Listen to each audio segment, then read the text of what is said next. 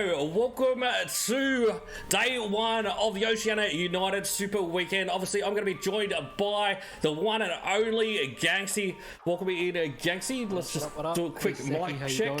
Yeah, how are we? Beautiful. 1 second. We'll talk again for a sec. We'll make sure your levels are pretty good. I can't remember the last time I was this hyped.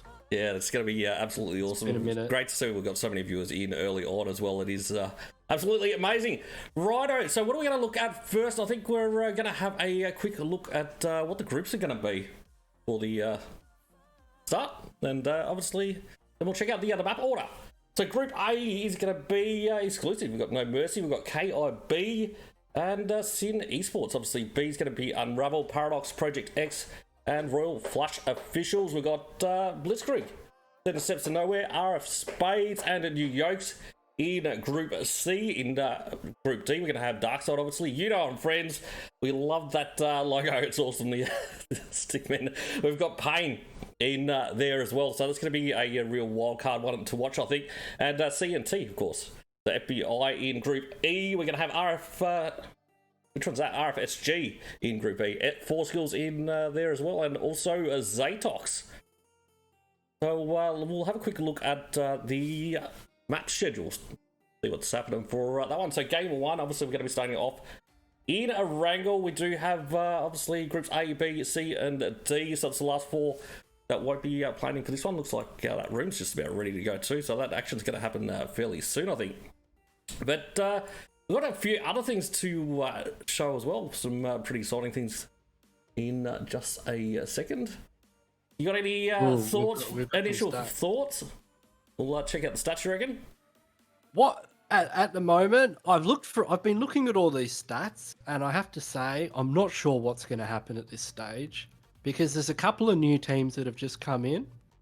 We've got some very established teams as well that have consistently performed at a high level. But when we throw them all in the mix together and put money on the line, who knows what could happen. So I think we're going to have a better idea after the first couple of games, once we've seen all the groups in the mix of how this is going to play out over the following 2 days. For sure, and obviously it is a tournament sort of style event, which puts some pressure on all the other teams as well. Obviously you see some plays that you don't normally play half the time. And yeah, obviously some people struggle with the pressure at times. We'll have a quick look at 13 Steps to Nowhere first up. You got any initial thoughts? Yeah, I mean, speaking of teams that haven't played a lot of games, I mean, they've only played a total of 18 games and they've qualified for Super Weekend. It's probably one of the lowest game counts that we've seen. And a 50% win ratio on Miramar. This is the highest win ratio a team has on any map. So this is their map. I'm really keen to see how this, if what we've seen in the statistics from our league play is going to translate into tournament play. For sure. I think we have a quick look at Pain, I believe. Just before we get underway, it looks like game number 1 is very, very shortly coming underway. But yeah, Pain, obviously, they've got some pretty good stats as well. They've got a few more games under their belt.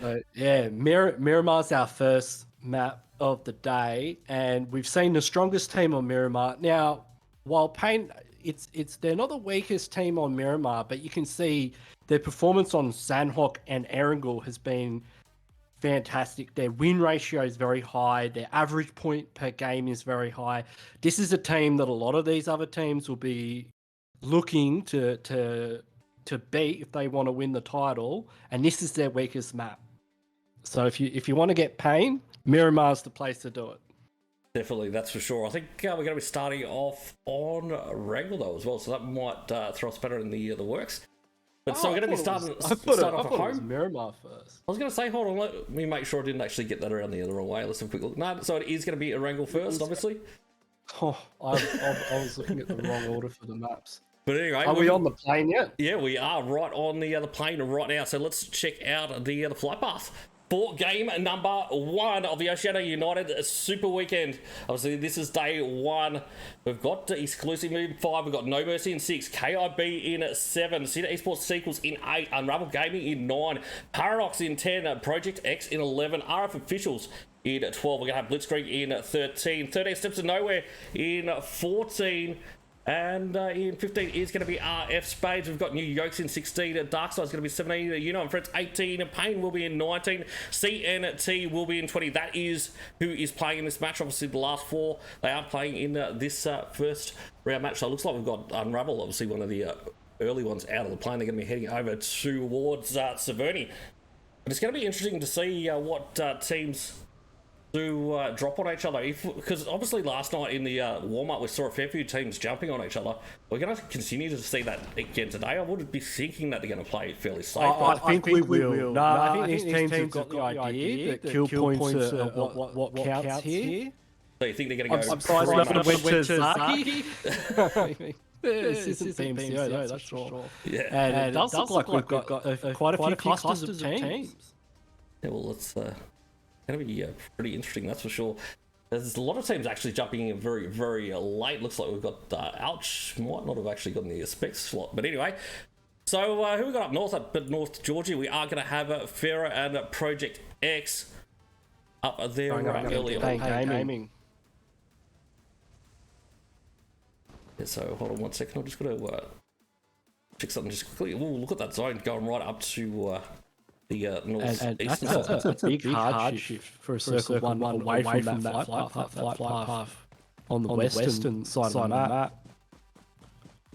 Hold on, I'll check something just quickly. I think we might have that circle shifted up to the northeast. It is centered on Yazanaya. And it looks like we've got a little bit of company coming out for the guys from RF Spades. It's going to be Paradox dropping with those guys. They're actually in between, or on the highway in between School and Pachinki at the moment. That's an interesting drop for those guys. But who do you think we should look at first? I think maybe Pain, as they were in... Or obviously jumped very, very early on, and they should be coming together, I'd say, in these early stages. So let's have a quick look at what's happening here. We'll have a quick look at the squad as well. So it looks like they've only got a 3-man in this one. We've got Black, we've got Tequila, and Hades in for these guys. So I think we might be short game audio game 1 looking at this. Obviously, it was a new setup, and we had a couple of issues, but we'll get it sorted for the next one. So Crouch, unfortunately, does get finished off there. We're just waiting for it to catch up. But obviously, Project X looks like they may come up against Pain in the early stages. We haven't really had too much of a chance to talk about Project X yet, but we will get into them later on. Obviously, it's finally caught up, and it looks like they have spotted each other out as well. As you can see, Yoda is just using that third-party peek to try and spot out Pain at the moment. But Project X obviously got the numbers advantage. Yeah, North Georgia Pole is a very difficult city to fight in. It's got the highest density of buildings on the map, which is good if you want to loot. But if you want to fight, I mean, it's kind of like the Los Leones of Erangel. There's just so many windows you have to keep an eye out for, and so many angles you have to worry about. Generally, you don't see teams fight that often, depending on the stakes. I think Pain will fight. They will try and take fight, even as a free man. Yes, we got Pharaoh just on the back line, still continuing to loot up at the moment. But yeah, I think they will as well. Obviously, they're known to be pretty aggressive. They do try and get a fair few frags out before the coming to the final circle. That way, they've got some points early on, and obviously that's really all that matters. Being able to get enough points with the other frags, because I can guarantee you're going to see a lot of, or a couple of teams anyway, that are really excelling more so in frags and placement points. So I won't be so much worried about that. I think they're going to be taking the other fights very, very early on. So it looks like we've got, let's have a quick look at Yuuno and Friends and see what's happening over with these guys. So we've got Small Fish, we've got Haku, we've got RNX, and of course DD. Keep an eye on Novo Noye, because I believe No Mercy was rotating down that way. And I also see 13 Steps to Nowhere as well. Has made their way. Looks like we do have one of the players that's pretty close here as well. So for Bean, he's got the under and over. He's going to be going up against Unsolved. Unsolved does get tagged up though from the distance. He's out of half HP. I mean, that over could take him out. He's at a 1v2 right now. And unfortunately, Unsolved is going to go down. Is he going to be the first blood? He is the first blood of the Super Weekends. So No Mercy in a little bit of trouble now, but it looks like they are now going to converge. Finito gets dropped as Voyage looks to push in with Hazy obviously working together with the other. It'll be a 2-by-1 now at the moment. Kextras obviously a little bit further back, but 13 steps to know with one player also on that rear side. So Kextra's now starting to push up. Nays now come out. Voyage forced to move. And he only has a painkiller. He doesn't have bandages or a first aid. As he does though, so they're going to be able to get a first aid. But he's still able to get a knock. Beautiful nades coming in. 13 steps to nowhere now. It's just Garang left up. In the flank. So it looks like we'll see possibly. If I was in his position, I would dip a 1v3 this early in the piece. Yeah, it's. Although they've got one kill. But no mercy, obviously, getting a few kills early on in the other match as well. So they're starting to rack up a few points. And as you can see, we've got Garang just hightailing it out now. He's got himself a vehicle there. Is he going to actually push right out though? Right, so it looks like he's going to opt for the buggy. Yeah, he's going to go for places. Yeah, and I guess you probably want to get a move on too with that zone being up north. You probably don't want to get caught out on the bridge. I think if it was a 1v2, he would have stayed. If it was a 1v2, he would have stayed. But 1v3, it's not a good idea. Yeah, for sure. So he's been spotted as well. A couple of shots were coming out in his direction. They could chase after him. So we've got Singh on the move at the moment. Who's pushed out? So I think it's Nick that's a little bit further away. They've actually just pushed it down towards Yuuno and Friends, but they've decided they're going to pull back on this one rather than looking to engage early on. Obviously, Xclusive, they're going to be pretty happy with this zone, though. Obviously, dropping. Yeah, that rotation to Yasnaya. I mean, we could see zones just go to Yasnaya. Yeah, I'm actually surprised we didn't see more teams here after last night. We had like 4 teams drop on there, every single one. But let's have a quick look at Project X. I think they're going to be trying to get a few shots on some of the teams as they do push past. So we've got pushing past there. It's actually KOB. So KOB's in the enemy. So Raven going for a bit of a scout out. Where's the rest of the squad? Right I think they were looting crates. Yeah, Rough-Boy over they landed at George crates, and they'll be looking to gatekeep these North George teams. Beautiful spot Ravens in right now. They know the teams in North George are going to be looking for that car there. So unfortunately, we don't have tournament rooms though. We've got advanced rooms for this one. Hopefully we can get tournament rooms for the next one. But Falcon, he just got done by Red Zone. So he's back up on his feet now. He's back up on his feet now, which is absolutely awesome. So there is a echo still here. Cool. All right. I don't know how to fix that. Cool. I think we talk for 1 second. 1, 2, 1, 2. Yep, beautiful. We should be. Why is there no game sound? What is the issue? My audio setup was wrong apparently. I had Discord. I had a Discord hooked up to the game channel sound apparently. So therefore it was doubling up. So that's double the issues if that makes sense from that one. But anyway, I'll fix it in between the next game. So so we've got Hades now from Payne. Looks like he's getting the look in the gatekeep as well. So Raven obviously has pushed out from that location. KOB on the move. Unravel moving reasonably early on as well. I guess it's going to be a real telltale sign where this next phase of the match goes. Where are you hoping to see it go, Gaxie? The city of Yasnaya. I want to see the city circle. You want to see it Urban 1? Yeah, I want to. Yeah, it'll be messy, entertaining for us for sure. But yes, Payne definitely looking to take the fight here. Beautiful laser shots coming out from Hades. Takes down Pharaoh. He's not going to be able to get the confirm very, very easy here. Payne going to look to go for a push. It doesn't look like they will at the moment. I think C&T also getting in amongst it at the moment too. We did see a not coming out. Garang unfortunately does get finished off. That's 13 steps to nowhere. Eliminated. 16th position. Hades is going to go in for the push on this one. He has worked out obviously no one else from squad is there. Payne are just right. They are putting a lot of pressure on Project. Oh, Rage getting caught out in the open. Caught out in the open and will be confirmed straight up as well. Project X down at 2-2 now. Payne finally getting that number advantage. Not that they really needed at this point in time. They're already started to hit hard. You can see we've got Black that's got a real wide flank at the moment. What's 0 up to? But Yoda just chilling. This is a strong map, as we saw in the stats before for Payne Gaming, and this is not what some of these other teams want to see in the kill feed. Payne popping off early game. Did see Buffboy also going down. I'm not 100% right. So that's up at Mini Yaz, just up to the northwest of Yasnaya. possibly going up against Sin and Unravel. Blue Zone obviously catching up with these guys, but Pain, they are not stuffing around. I thought he was gonna push right in. Yeah, They are just being surgical about this. Big time. Bleak's so it looks gone like in. Black is going to Okay, be the one now that pushes. Hades. That's a. I think they were just trying to bait him out to see where these players were, to be honest. Something I've noticed Mongolians do is they will bait with a vehicle and keep someone in the back line to get the knock while they're peeking. They've got Zero. He's going to be going head to head with Black. Black almost down. Both are down to about 10%. Zero shuts the door. He got the double lock.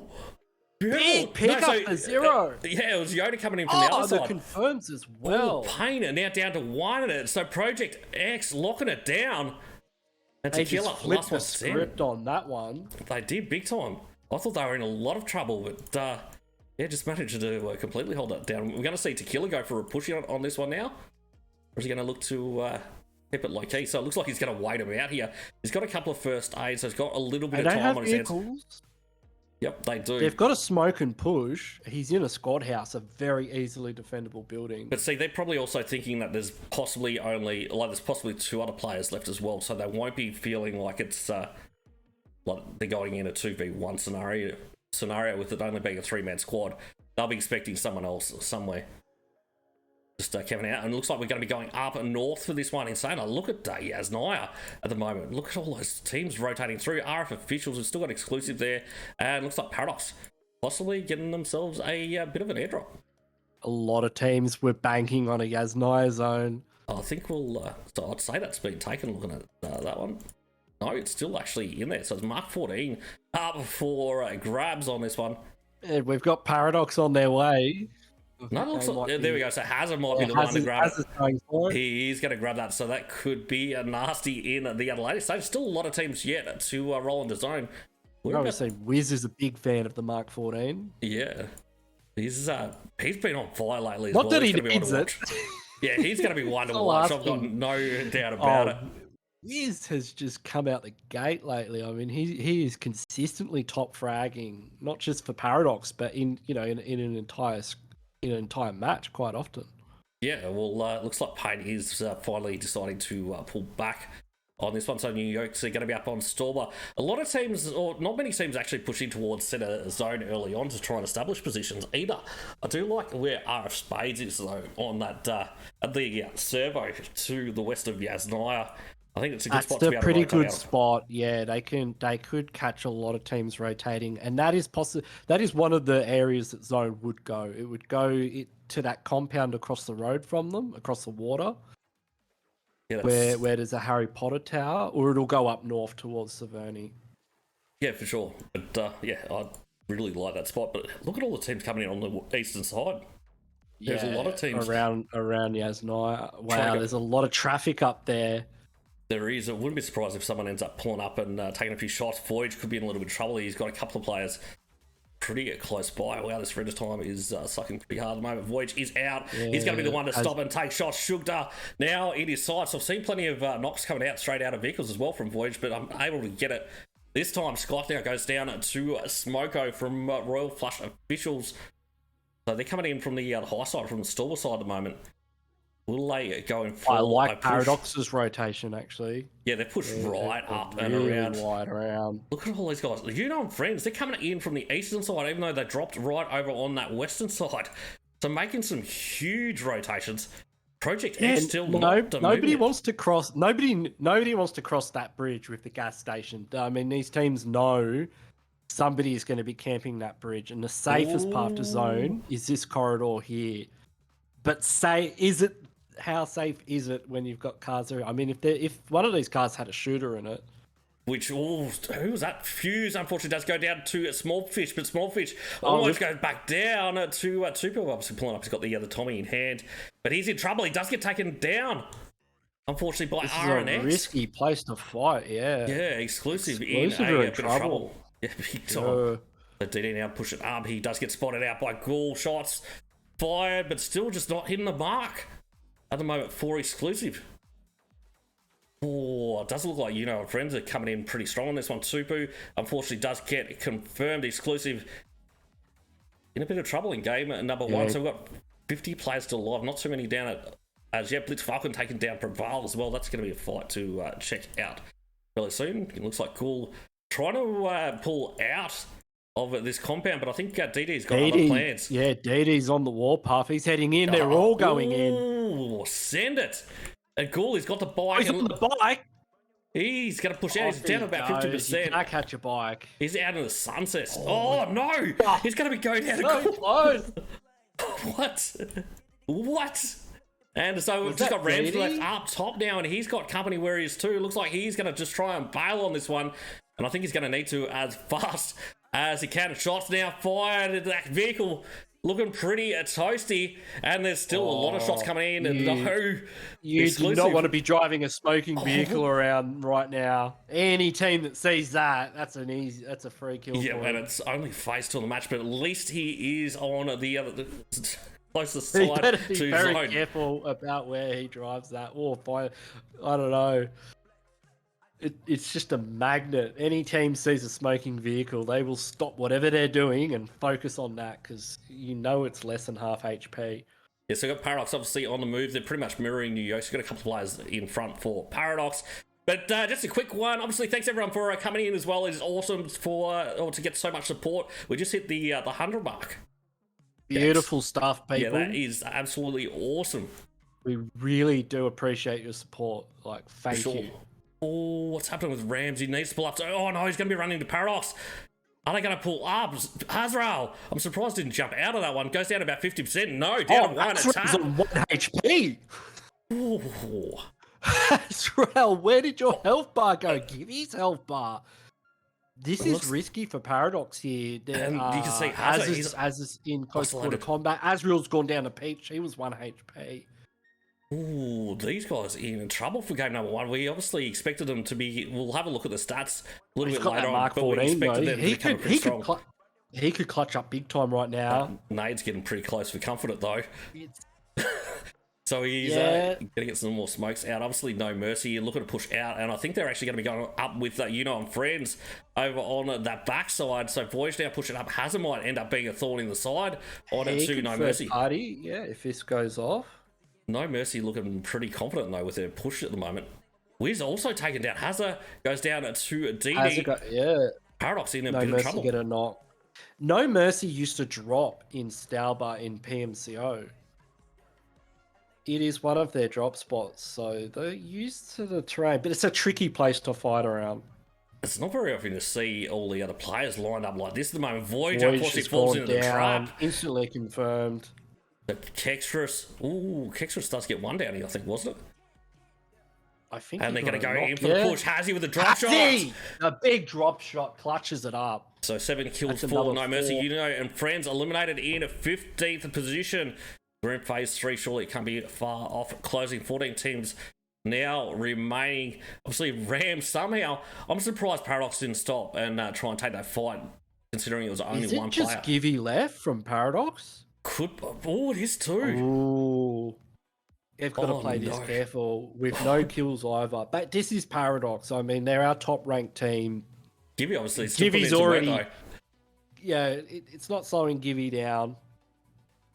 No, he's definitely putting the pressure onto our CNCP. Project X and the Pain now finally starting to come into zone in phase 3. We're about to enter phase 4 in just a moment. But Givey just going for a couple of random sprays. So most of the teams still opting to sort of stay away from each other. I think we'll go down the south side. So we've got DARKSYDE and Blitzkrieg pretty close to each other. So Ego, sort of directly above zone, has gone to this southern side as well. So already got 5 teams in at side zone. A lot of teams are going to be coming in on that high ground, I believe. I'd say that a lot will try and push over to that eastern side is my thoughts. What's your sort of thoughts on that game? Well, this is not where we were expecting zone to go. There's a compound in the dead center of it, I believe, down that ridge. There is. No, that's that. The one, is that Royal Flush Spades that's in that? Yes, it is. So if they keep getting zone, I mean, it's going to be a turkey shoot. Yeah, you've got. They can just sit in there. They've got beautiful angles all around. You do have that high ground above you, though, don't you? Yes. So teams on the high ground, But the thing is, if the circle shifts, so the high ground's good, but when the circle shifts down from the high ground, it's not so good because you don't want to be driving down that hill in vehicles. It's very difficult, especially under heavy fire. One of the better spots would probably be just towards the south. There's a little ridge above the Lake of Yasnaya. That's a spot where you can keep a few vehicles. Zone could end up there. I don't know. That's Unravel that's in that compound. Royal Flush Spades are actually on the ridge. Yeah. They've got themselves a little bit of cover where they are now. There's a couple of little shacks in that general area, but Syndic could be in a little bit of trouble now, pushing in towards, I think it's NewYolks, isn't it? It's going to be there. Or is it actually, no, it's actually No Mercy that have taken that high ground at the moment. They don't manage to get shots on, surprisingly. Nick does manage to make it right through, but he is the scout at the moment for Cine Esports, and he's really just struggling to find a spot to go. So it looks like he has finally pulled up. I'd say we'll see the rest of the team push in very, very soon. But you've got Blitzkrieg that is just down below CNC, actually pushing it around to that southern side as well.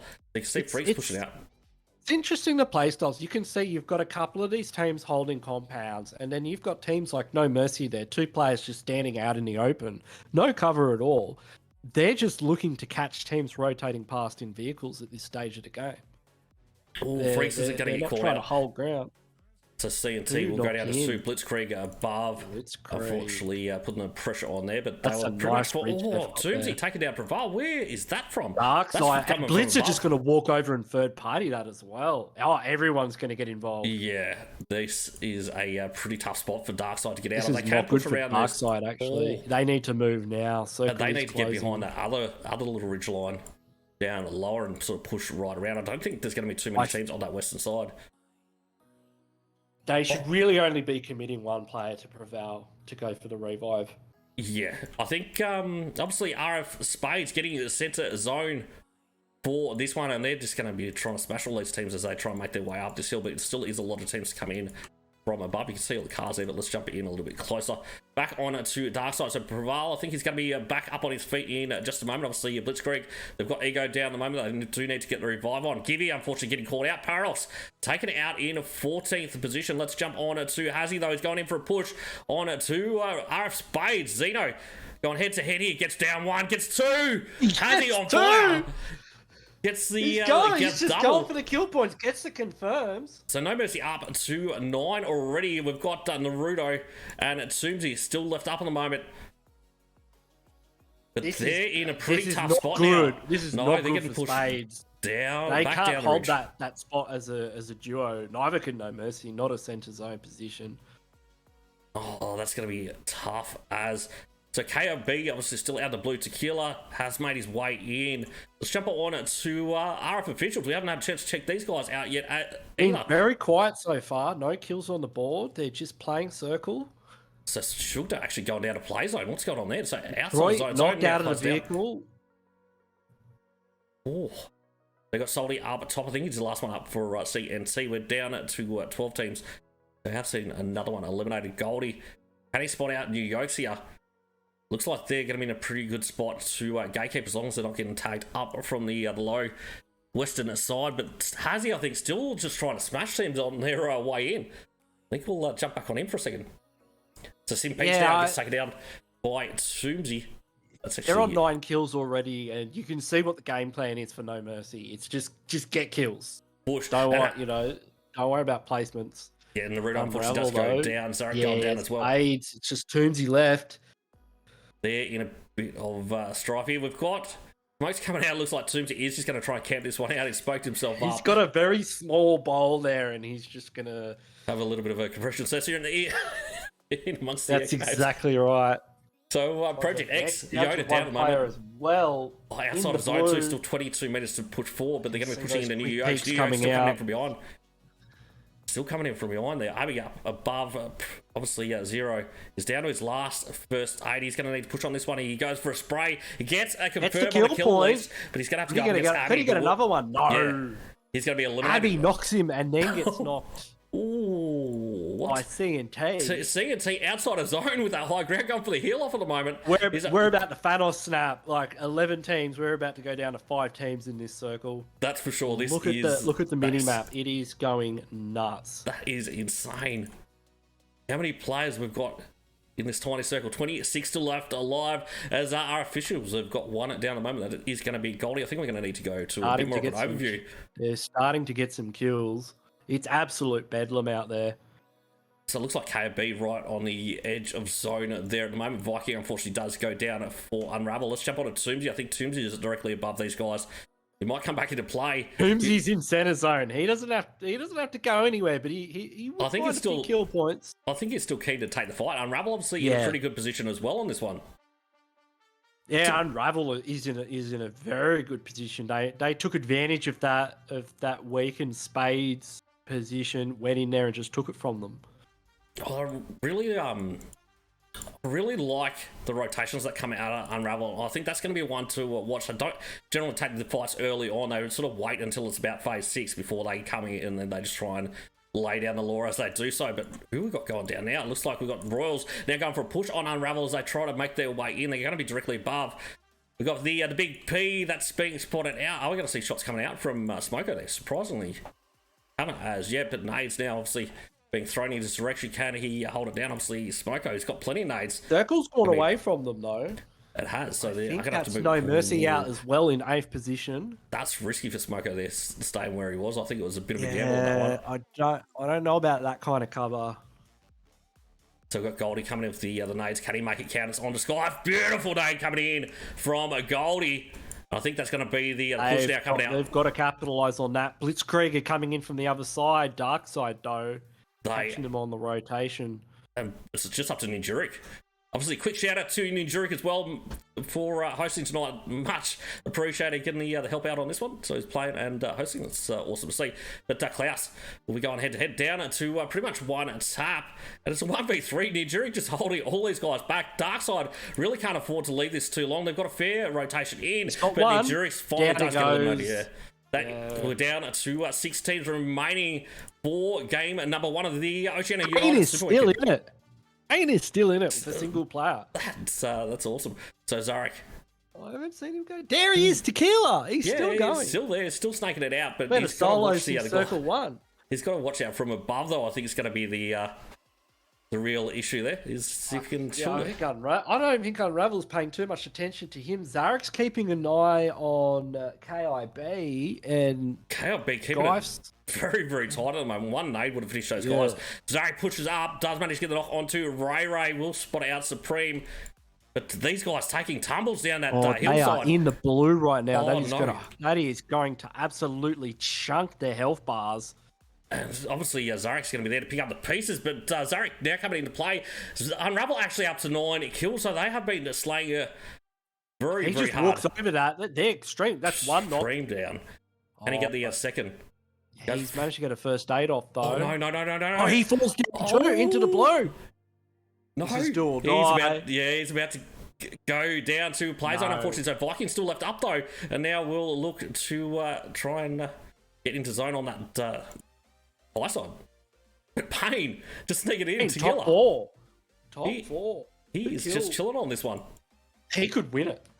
I mean, we were saying... so we're 4, all solos. We were saying that this is one of their strongest maps. Yeah, they could still seal the deal, which who would have thought from the earlier stages, to be honest, after throwing it.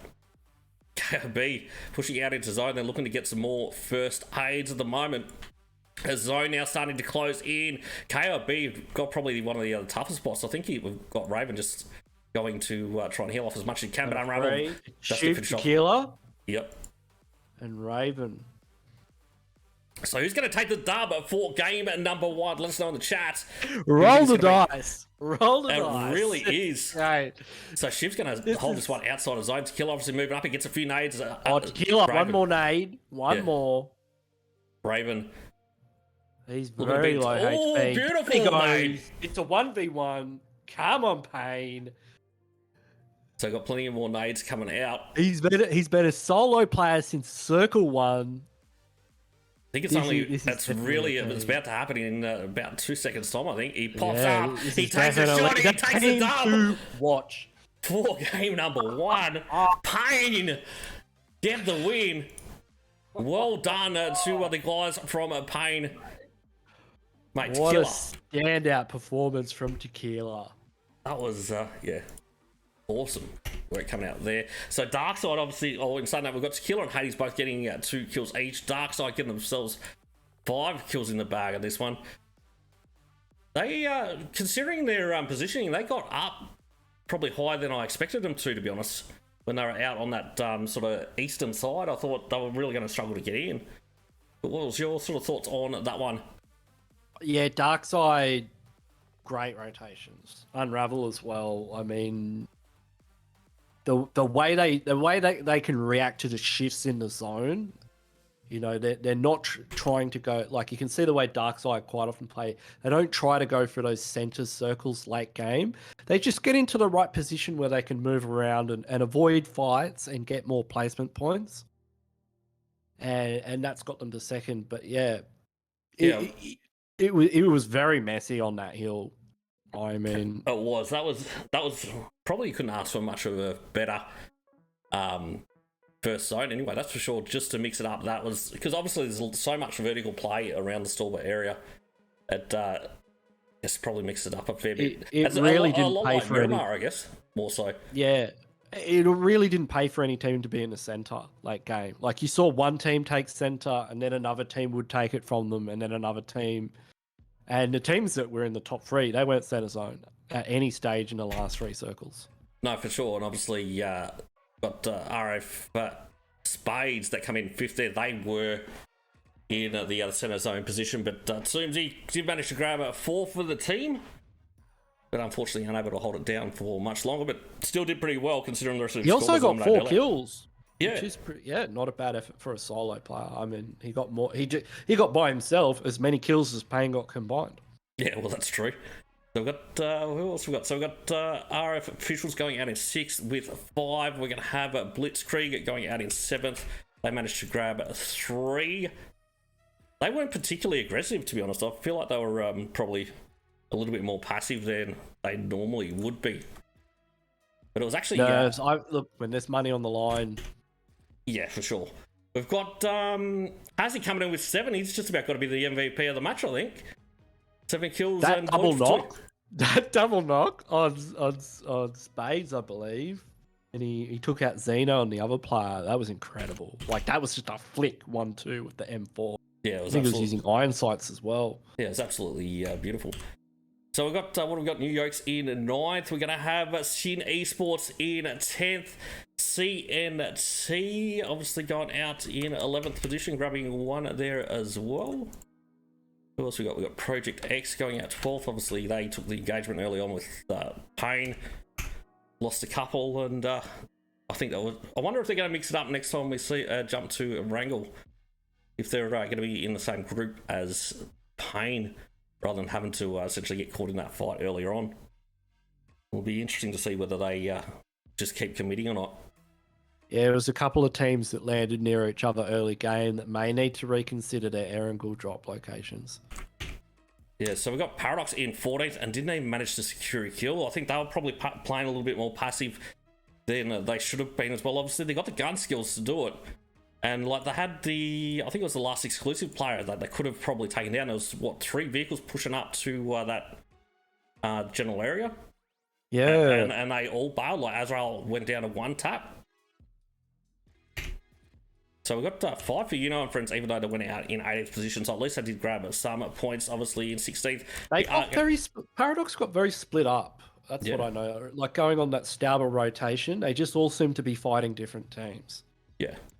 I think we'll have a quick look at the scores in just a second. Right, let's head on over to those. So the game 1 results. So Unravel getting 20 points in this one, so still managing to 1-up Payne, who got into 2nd position. Obviously, DARKSYDE getting up into 3rd with 17. Obviously, relying a lot more heavily on the placement points. We've got Team KIB in 4th with 12, and No Mercy in 5th with 10, and RF Spades in 6th with 10 as well. Got obviously RF Officials in 7th and with 9, and Yuuno and Friends in 8th with 5. So any final thoughts on game 1? Yeah, it was interesting to see which teams went for kill points and which ones went for placement points. And you can see from the game one results, it's the kill points that matter. That's for sure. Unravel 12 kills, top of the leaderboard. Yeah, provided you can, as long as you can get up there into the double digits, I think it really matters, or get at least some sort of placement points. Well, look at No Mercy, 1 placement point. And yeah, still getting right up there and getting up into 5th position. Pushes them right up. You can see the teams with the kills, they're getting pushed higher up the leaderboards than the teams which are just relying on placement points. All right. So, what do we want to check out next? Probably some stats, I guess. Yeah, well, look, we've done the Miramar stats already. So Pain, this is Pain. This is their weakest map on Miramar. So we've already seen that. Obviously, they're very strong on Erangel, as we just saw. We can look at the top ranking team, Paradox. So Paradox are in last place at the moment, but I don't think Paradox are going to stay there. I mean, Paradox is our number 1 league ranked team coming into the Super Weekend. So they are the what do I call it in rugby? They're the minor premiership winners. The minor premiership winners. Yeah, so they're the minor premiers. They've won the season, but this is where it counts in the Super Weekend. So 28, 60 points. Their average points per game is phenomenal, 13 points. You can see their performance over each map is fairly consistent. Like, they don't have the highest win ratios compared to some of the other teams, but their average kills are high, the average placement is decent, and winner chicken dinners, they get quite a few of those as well. And they're a team 215 games. Yeah, and obviously you look at the climb they had. So the climb is basically their what is it? The path they took as they went with the points. They were consistently going up. There's no really ups and downs. There's a couple of mellowed bits and all that kind of stuff. Obviously, slow start, but once they took off, they just kept moving the whole way through. I think they do have the highest average points per game as well, with an average of 13.3. So that's pretty high when it comes to points. I couldn't see a higher average than that. Yeah, so that's sort of definitely right up there in regards to that. So who else do you think we should look at? Then we've got our second top ranked team coming in. So that's Royal Flush. They were second in the overall rankings, so I believe. They were second, officials. Right? Yes. 2095 overall points. So also very high average points per game, a little lower than Paradox, but they average 9 points per game. And they've got a higher win ratio on maps. And you can see they've got way more chicken dinners than Paradox. And their kills are a little lower. And now you can start to see the character of these teams. The Paradox is more of a fragging team that gets good placement points. Royal Flush does frag. They can fight their way in and out of situations, but they very much focus on chicken dinners and getting central positions in zone. Yeah, well, I guess Sandhawk, obviously, their real strong map as well, 16.6%. That's impressive. I was looking at these teams, and there's quite a few of them that are Sandhawk specialists, and I always thought Sandhawk was a bit of a lucky dip. Yeah. And now that I'm seeing that some teams actually can really consistently do well on Sandhawk, I'm interested to see how they do that. And the thing is, knowing their rotations as well, they go fairly aggressive when it comes to Sandhawk. They normally like to take the bootcamp hill to the south, like the one I call Crossroads. They usually try and either push and sit there for a long time, wait to see where zone's going to go, and then catch out some teams as they come through. So when they're doing it, they are sort of racking up those kills as well. So I think that's where they're landing now.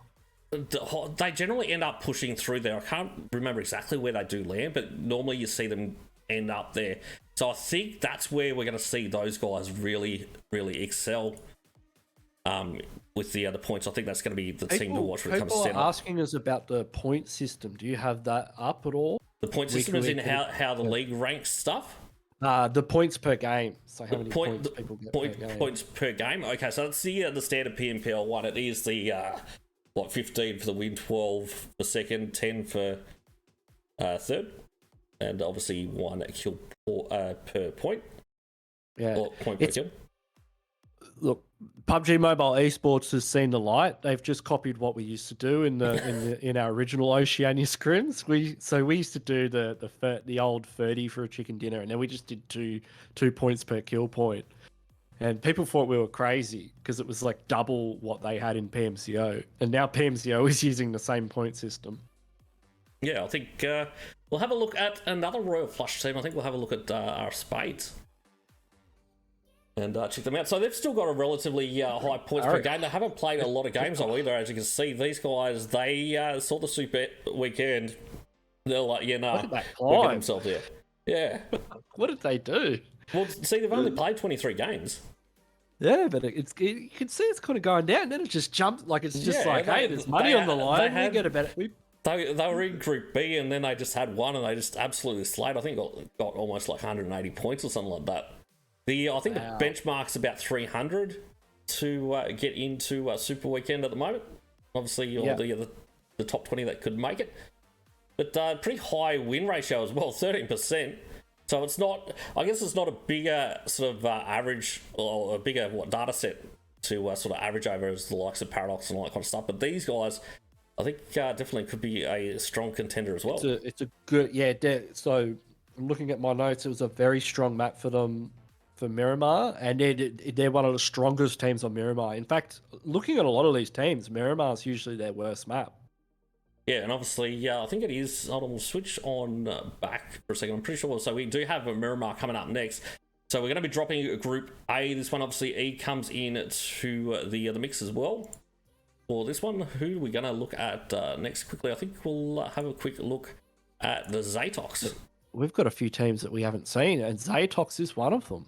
Yeah, so ZATOX obviously looking pretty strong on Miramar on this one as well. It's the only one they've got chicken dinners on so far in 45 games. So it is a relatively low sort of chicken dinner. Don't do too well on the other maps. So this is the one that they're going to have to. But this is the one that's going to bring home the bacon. Yeah, they've obviously consistently sort of got there, and they obviously jumped up in the last day or two of the league ranks to make it in. I think those guys did smash pretty hard, and these guys will be in the next match as well. Miramar. Their average kills on Sandhawk are pretty good though. Yeah. They're getting right up there. We're not far off starting as well. We've got probably time to have a look at one more team quickly before we do get underway. I think we already had a look at Payne, but we could look at Blitzkrieg just quickly. Blitzkrieg, you reckon? Right, I will have a look at Blitzkrieg. And, this is one of our teams that has very high win. So they're also good on Miramar as well. But look at their winner. Look at their chicken dinners. That's insane. 14 chicken dinners over 77 games. So 18% win chance. So I think we've got to put them or mark them pretty high for game number 2. They like chicken. They love a bit of KFC. I mean, they're hungry. Yeah, and obviously, I think actually points-wise, were they second or third? They were in our top. Yeah, they were definitely top 5. I think they were third. I think Blitzkrieg and DARKSYDE were right up there at the top. Yeah, that's right. Yeah, I think DARKSYDE may have been 4th, but obviously very, very strong, these guys when it comes to Miramar. So they're going to be a real good one to watch. But anyway, we're about to get underway with game number 2 of the Oceania United Super Weekend. So let us know in the chat who your money's on to win game number 2. Let's check it out. So we're going to be starting off at Tor Ahamada and going down to La Dralera, sort of Valdemar area. And it sort of almost splits the map down the middle. You've probably got Los Leones, that's not really within jumping distance, but just about everywhere else is. Impala and Porto Preo also probably out of the mix. And actually 30 Steps Nowhere, they'll be loving this one because they do normally drop at Campo Militar. So they're out of the plane already. Give me 1 second just quickly. You can, there's a lot of backup locations on Miramar and that are available with a flight path like this because Los Leones, you can kind of get there with vehicles. Impala's a bit out of the question. Puerto is as well, but Valdemar, Chumacero, El Pozo, La Cabrera, they're all under the flight path as well as the big hitters Monte Nuevo, San Martin, Picardo. You know, Paradox loves San Martin. And you can see that's where they're going. We've got a few of our Group E teams in here as well. I think one of them is heading up to La Cabrera. We've got Unravel going to water treatment. DARKSYDE have got a lot of real estate around them to play with there. They're going to take El Azahar uncontested as well. Usually you see quite a couple of teams going El Azahar. You can see we've got 2 teams going to Valdemar. That's going to be FBI and Payne. FBI from Group E did not play in game number 1, so this is our first time seeing them tonight. And yeah, obviously CNT, they're going to be going up against the guys from RFSG. And these are 2 PMCO level teams, FBI and Payne, multiple PMCOs under both of their belts. That's So, it looks like FBI are dipping. They're dipping. Yeah, I don't blame them, to be honest.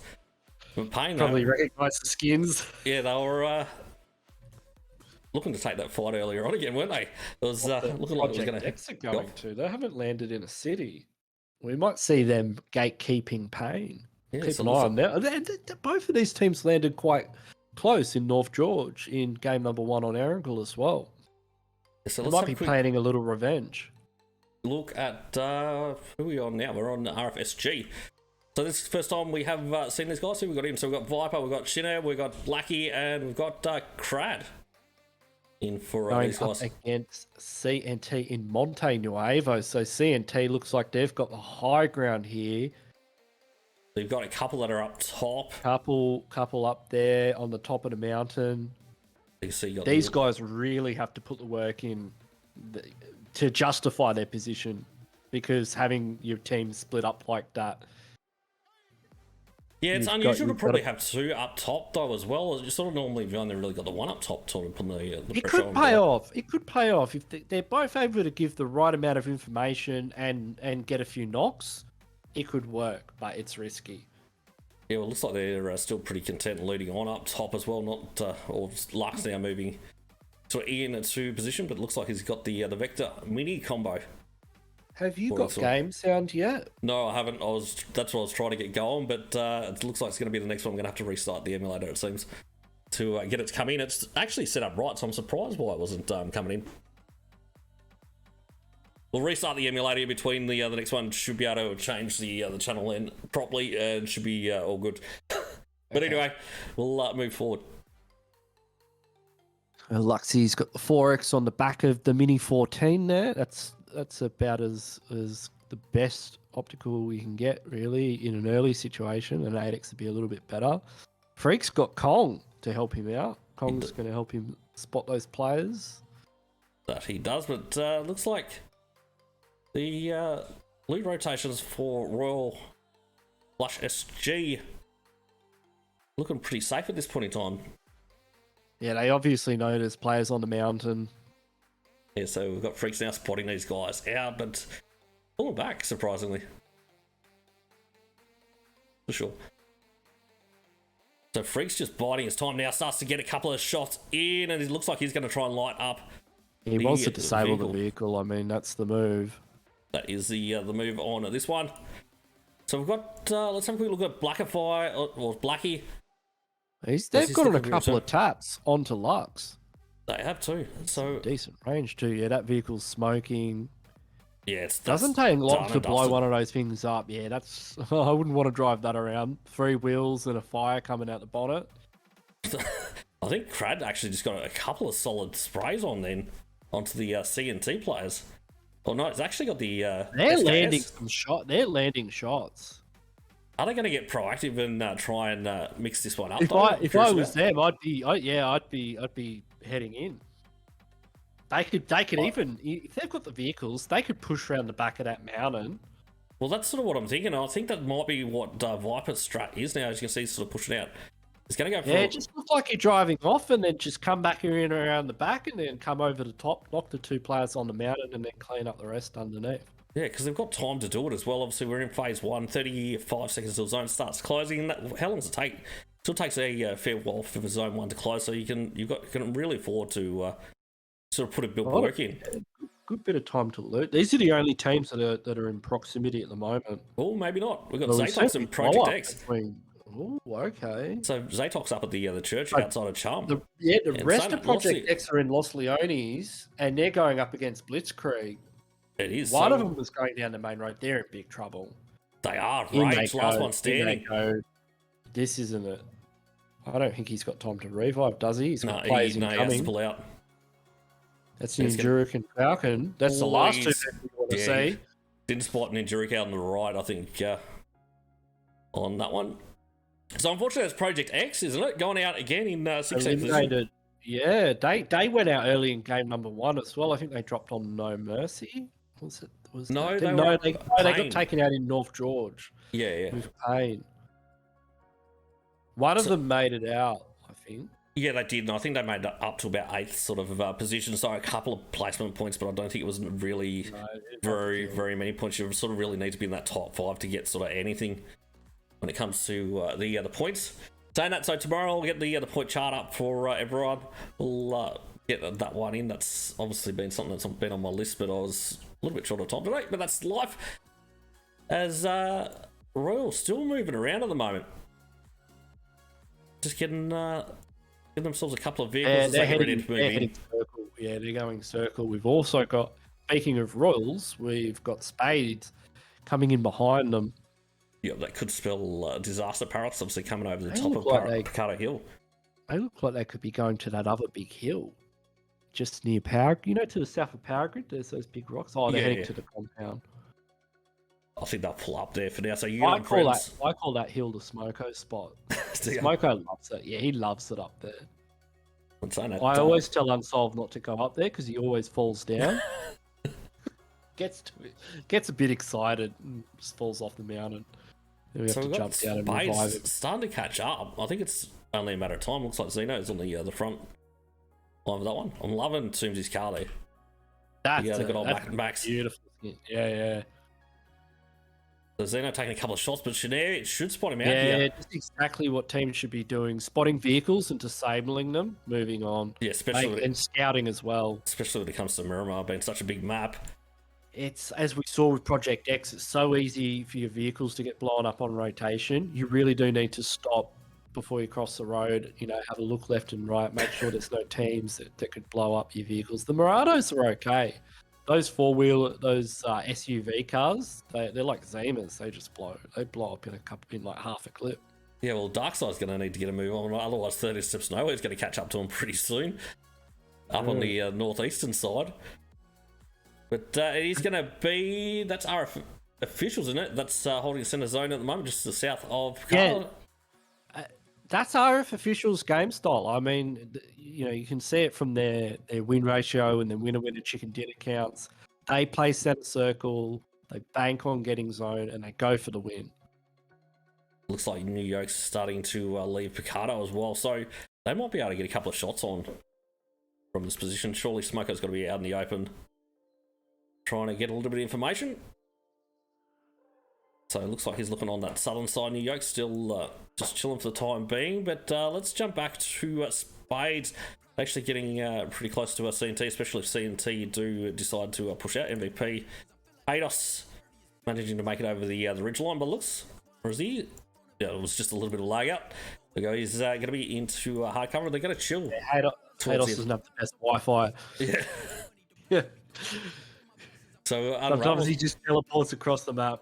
I think there's a couple of teams that I want to take note of. How is Unravel, how they play. Obviously, they're right on the edge of blue at the moment. But watch it as we come into about phase 5, phase 6. That's when they'll turn up, and that's when they'll start to have a bit of a crack. Obviously, Blitzkrieg dropping. They had a huge kill count. They're in first place. They had a huge kill count. Yeah, on game number 1. So and that's really like Circle 6 is where you want to start popping off with a good position.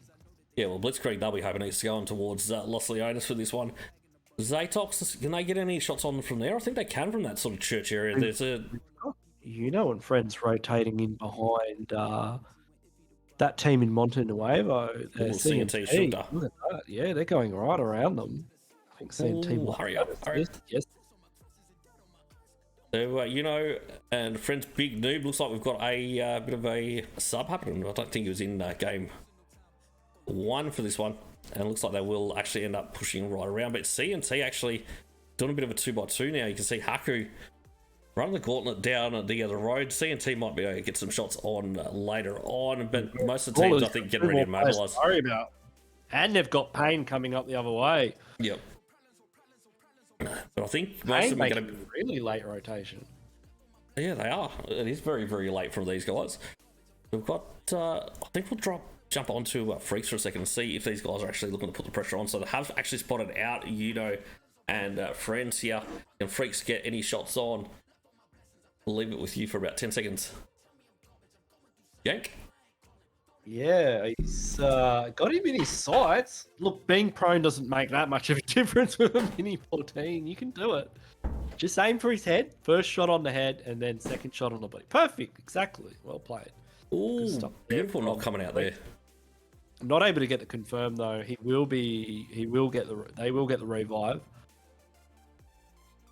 Yeah, there is enough cover there, obviously, for the moment.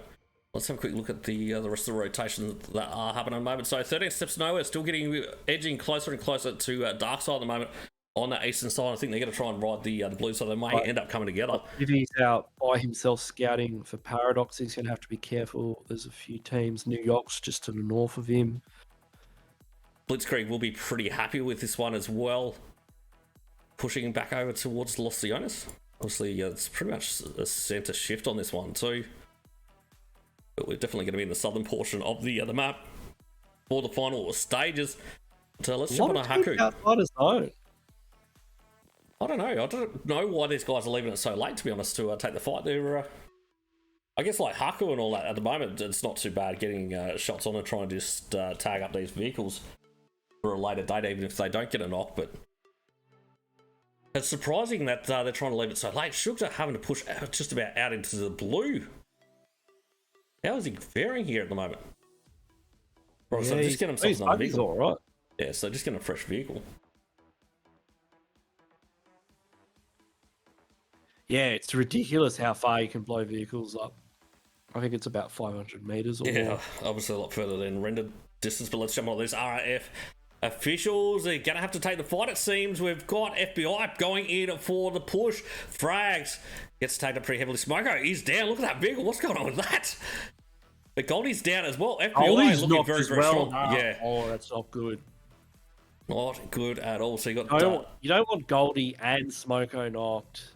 Sai as well. Oh, Detroit. Detroit, last man standing. Detroit now. And he's just... Oh, no. Molly's come out. Oh, if he was able to get up the top, he could be able to get a first aid off if he's quick. No, I think he's going to miss that one. How did he get shot in the back there? But RF officials taken out in 15th position, unfortunately, moved into zone early on. But let's jump on this. 4 skills. 4 skills, no skills. That's the new one for us. Right on the VSS as well. Who we got on the front line? DD does go down. Yeah, so Paradox in front. And they're keeping it very, very tight. We've got Wiz that's on the back line. Probably one of the best snipers in Oceania. I think it's probably a smart move. But Ravenous, he's gone for the flank at the moment. 4 skills looking to push up. Ravenous will go down though to the vehicle explosion. I'm surprised we're not seeing more nades at the moment. Yeah. So Azrael trying to get a little bit of an off angle now. Oh, that one. Ooh, 4 skills in trouble. They're in a lot of trouble. Paradox are in charge. They are. Danny now last at one standing, trying to get that first 8 off in time, but he's going to be shot through the smoke. It's going to be Gibby that finished him off. 4 skills eliminating 14th position. So Paradox trying to take control of the center zone area. They're out in the red though. They're not going to want to stay out there for too long.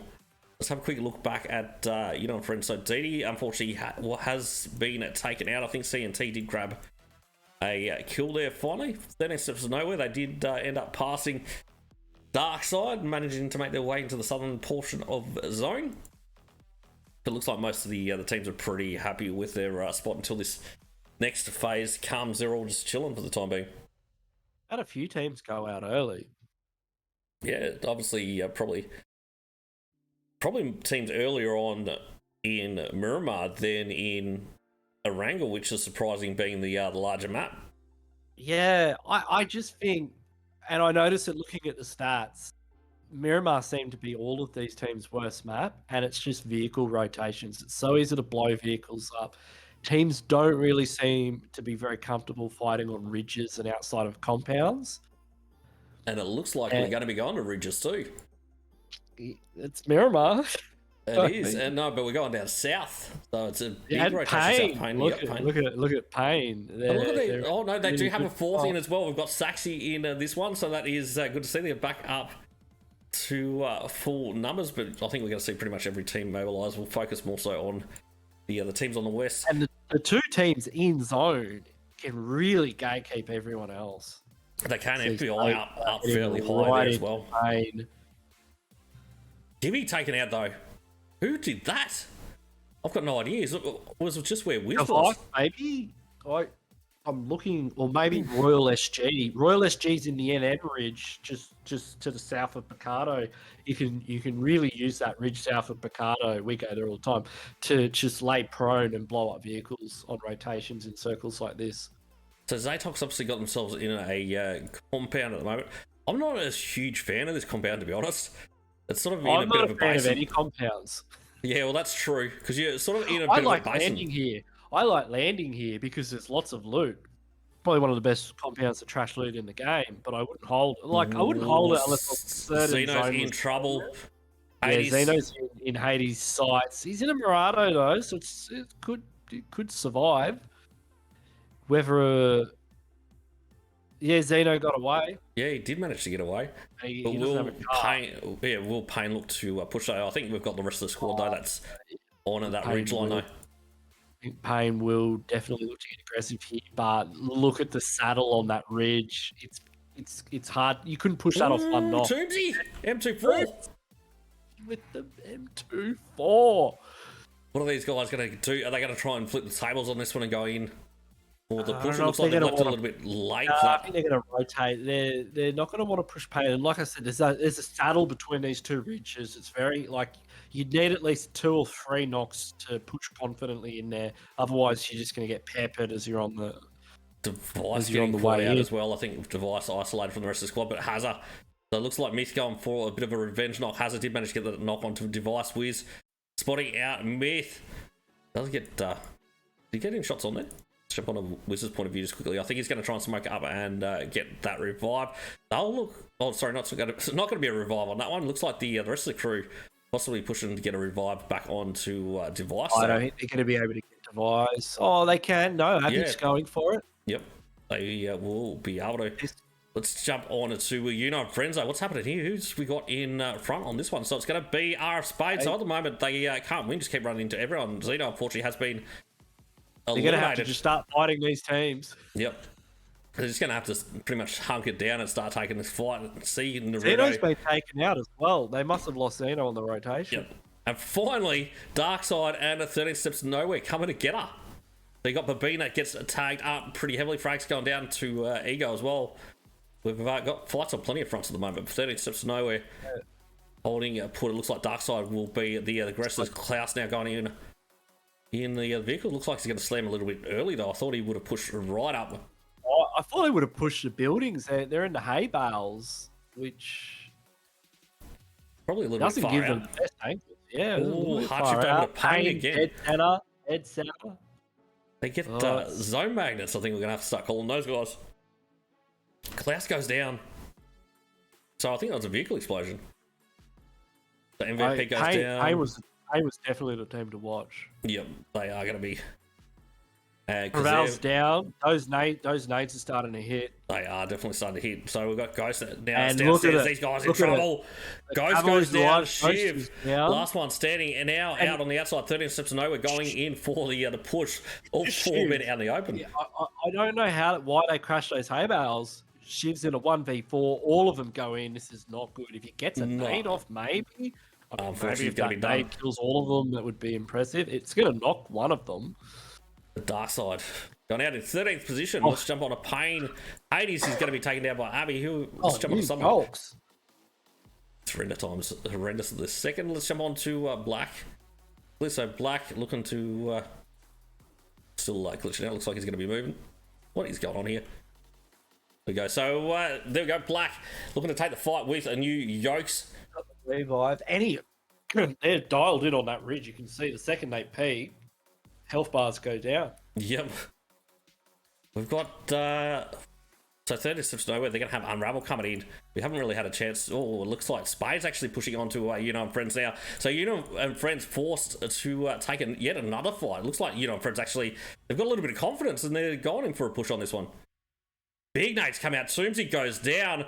Naruto obviously in that building, but you can see Yuuno and Friends, they're looking to capitalise. You've got just 2 left up, Hados and MVP. Naruto on fire, has to pull back. MVP's down. Naruto last one standing. No, they're done.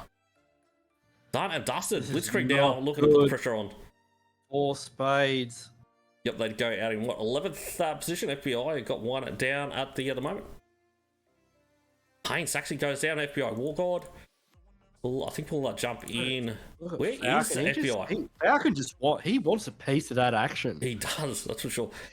So got Device now in the Sausage Tequila. Let's stick on this for a second. Looks like Frank's actually going to go down to Wiz. So Wiz with the Boldy. I think we're going to have to check that one out too in a second. Whereabouts is Wiz? Helmets already. He's getting some long shots up from the low ground. There's going to be plenty of players missing helmets pretty soon, I think. If and they could be pushing right in on NewYolks here, sandwiching them between pain. That would be good if they could put pressure on NewYolks. Let's jump back on south quickly. I think we're about to see the elimination of one of these two teams. You've got 13 steps to nowhere, and Blitzkrieg going out at 13 steps to nowhere. Super tight at the moment as well. Out in the blue. You can't be in the blue. You can't. Yeah, you can see they're dropping first aid kits. This is going to be a heal off. It is. You can't revive teammates in circle 5. You can heal your way through. Down outside his zone as well. It looks like Blitzkrieg will be able to push in very nicely. Saying that, the end of RFSG, I believe. They go out in 9th. Let's jump onto FBI quickly. They've been putting the pressure on a lot of teams from this position. Unravel, they are in a tough spot. Yeah. Fish in a barrel with Scythe. They've got vehicles to cover. I think 3 vehicles there. It's going to be Ego that will get the knock. Tractor. That's third party coming out. And he get he's 1 HP. Scythe is missing a health bar right now. And he's the last one standing as well. You know what I think saved him? The boost. He's about 80% boosted. Yeah. I think that was probably the case. If he didn't have that much boost, he would have got knocked. I'm curious about how Parof's going to go on this one. Obviously, they're playing pretty passive positions. The moment way out on that northern side. Their players are getting picked off as well. I think they've only got 3 or 2 players left. They've got 3. Okay, so there's still 3 players left. They'll go wide around here and come in the back on CNT, possibly. I think they're sort of trying to... 12 seconds is not enough time to fight NewYolks. Yeah, that's what I was going to say. I think they're trying to take the fight with NewYolks, but it's really not the other time to do it. They're in trouble. No, keep an eye on the kill feed. Azrael's done. We've got Hazard and Wiz. We've got Wiz with the Mosin. Is it Mosin or Car9? Yeah. I don't know what the picture is on that one now. It is the Car9, is it? They've obviously changed the picture from way back when. Yeah, it's a Car98. So Azrael's down. Wiz, last one standing way out of the blue, and he's got no first aids. He's done for. Paradox going to take an early exit on this one again. Let's jump on it to FBI. They're about to be pushed through. Got pushing in. It's going to be Yuuno and Friends. So Yuuno and Friends got Panda for FBI right on that front line with a Warguard. FBI have been fighting every. Can you click on? I want to see their kill count. They have been. Oh, it's only 4 at the moment. Okay, I've seen them in the kill feed a fair bit. They've been playing very good. I think they're going to be very high damage games for these guys. It's just unfortunate that we can't spot out the damage. I'd love to see the damage. Frags has got the Grozer here. This could be an absolute beast. He gets 1, he gets 2. Yeah, he's got a third just in front. Yeah, down to about 50%. Oh, there he goes. Cleans him up. We're down to, 5 teams already? How the hell did that happen? Jesus. We've got NewYolks now looking to go up against Pain on the northern side. NewYolks in a pretty tough spot as well. They're on the low side. Pain haven't had the highest kill count, but, it's not their best map. They've played it safe. They're going for placement. They could win it. I mean, they've got all 4 up. We'll see how they go up against CNT. Yeah, well, obviously NewYolks been eliminated in 5th position. Out of 4, it's Blitzkrieg, FBI. FBI's only a duo. Blitzkrieg, I think, is a duo. So this is CNT's game. I mean, 1 kill. Surely okay. It's got to be 4 players. Come on, boys. You can do it. Stick on Payne for just a moment. So it looks like Payne getting it ready to roll out. The CNT, they've got that high ground, but Saxy from above. Can he get a knock before these guys go in for the other push? Payne aren't in zone. This is the opportunity for them to stop Payne from getting... Payne is going to full send them. They are. They've already up on that low side of the ridge. Black right on the front line. You can see Saxy on that back line. Just hoping that CNT get baited over. As zone goes down to the other roadside. And obviously finished off for Axe going down in the jury. FBI eliminated. They go out in 4th. They were caught on the rotate. Nades going out from CNT. Nothing is connecting though. But Blitzkrieg with all 4 players already inside zone. The numbers might not lie on this one. Does Blitz have 4 players? Yep. Okay, I think Blitzkrieg's going to win this because they're just sitting there watching Payne and CNT fight, and they're going to go at it. They are going to go at it. Once one of these nades connects, it'll be Sugar goes down and then to Black. Payne will go in right now. The Saxy starting to move a little bit further forward. They're not I noticed a revive in play. That was a huge molly. It went a little bit too far. 30 seconds on the clock. That was a good reset from CNT. They managed to hold them off. I think there was a Molotov stopping them from pushing over the ridge there. Yeah, with Payne getting organised to start pushing down that hill. But as you can see, Blitzkrieg is going to be a shooting gallery for Blitzkrieg. They've got smokes, they've got vehicles. Look at the way they're playing. This is exactly what we want to see. Nice spread out pretty much the whole entirety of the zone. But no, Black comes in, takes the Jurik. That's caught out by Black. Oh, Salty actually outside of zone. Saxy now goes down as well. So Blitzkrieg, they're going to be down at 2 now, and they've got a CNT still coming over the top. We would have thought I think they were praying that it would have been a... They could get overwhelmed. CNT, they're going to push right onto Ego and... Oh, PUBG, why are you going to do me so dirty? The Shugda outside zone going up against Ego. I think Blitzkrieg about to possibly meet their demise. Jump shot comes in. Oh, CNT takes the dub. CNT gets a dub. What a jump from Shugda. Nice work. A total of 5 kills for those guys. I didn't expect them to hold it down. That was a real surprise on that one. Yeah, this was their game. You did call it when they were up in that sort of high position. So very, very well done, CNT. Congratulations for taking the dub in game number 2 of the Oceania United Super Weekend, day 1. Obviously, Blitzkrieg got out in 2nd position. We did expect them to come out swinging for Miramar. We've got what total of 13 kills. Yeah, big kills, double digits. Yeah, made more kills than Unravel on map 1 too. Yep, that's big points. That's 25-ish points, I think. That's big points for 2nd place as well. But Payne still being very, very consistent in 3rd position. They're obviously getting good positioning and just tinkering around with the kills at the moment. I guess they're getting their quota 1 for 1, but hopefully the kills aren't there. The placement's there for Payne, but the kills aren't there, which is surprising. I expected them to frag out more. Yeah, for sure. But look, it's obviously still got plenty more matches to go. What have we got? 8 more matches in total. 3 more today. This is their worst map as well. So them getting 3rd place with a few kills on their worst map. Let's see how they go on Sandhawk. Yeah, so obviously FBI Blue going out in 4th position there with 7. We're going to have NewYolks going out in 5th with 4. Obviously, Unravel, unfortunately, getting caught out in the fish in the barrel moment, going out in 6th position. Our top team at the moment. Well, from game number 1, we'll see what impact this has.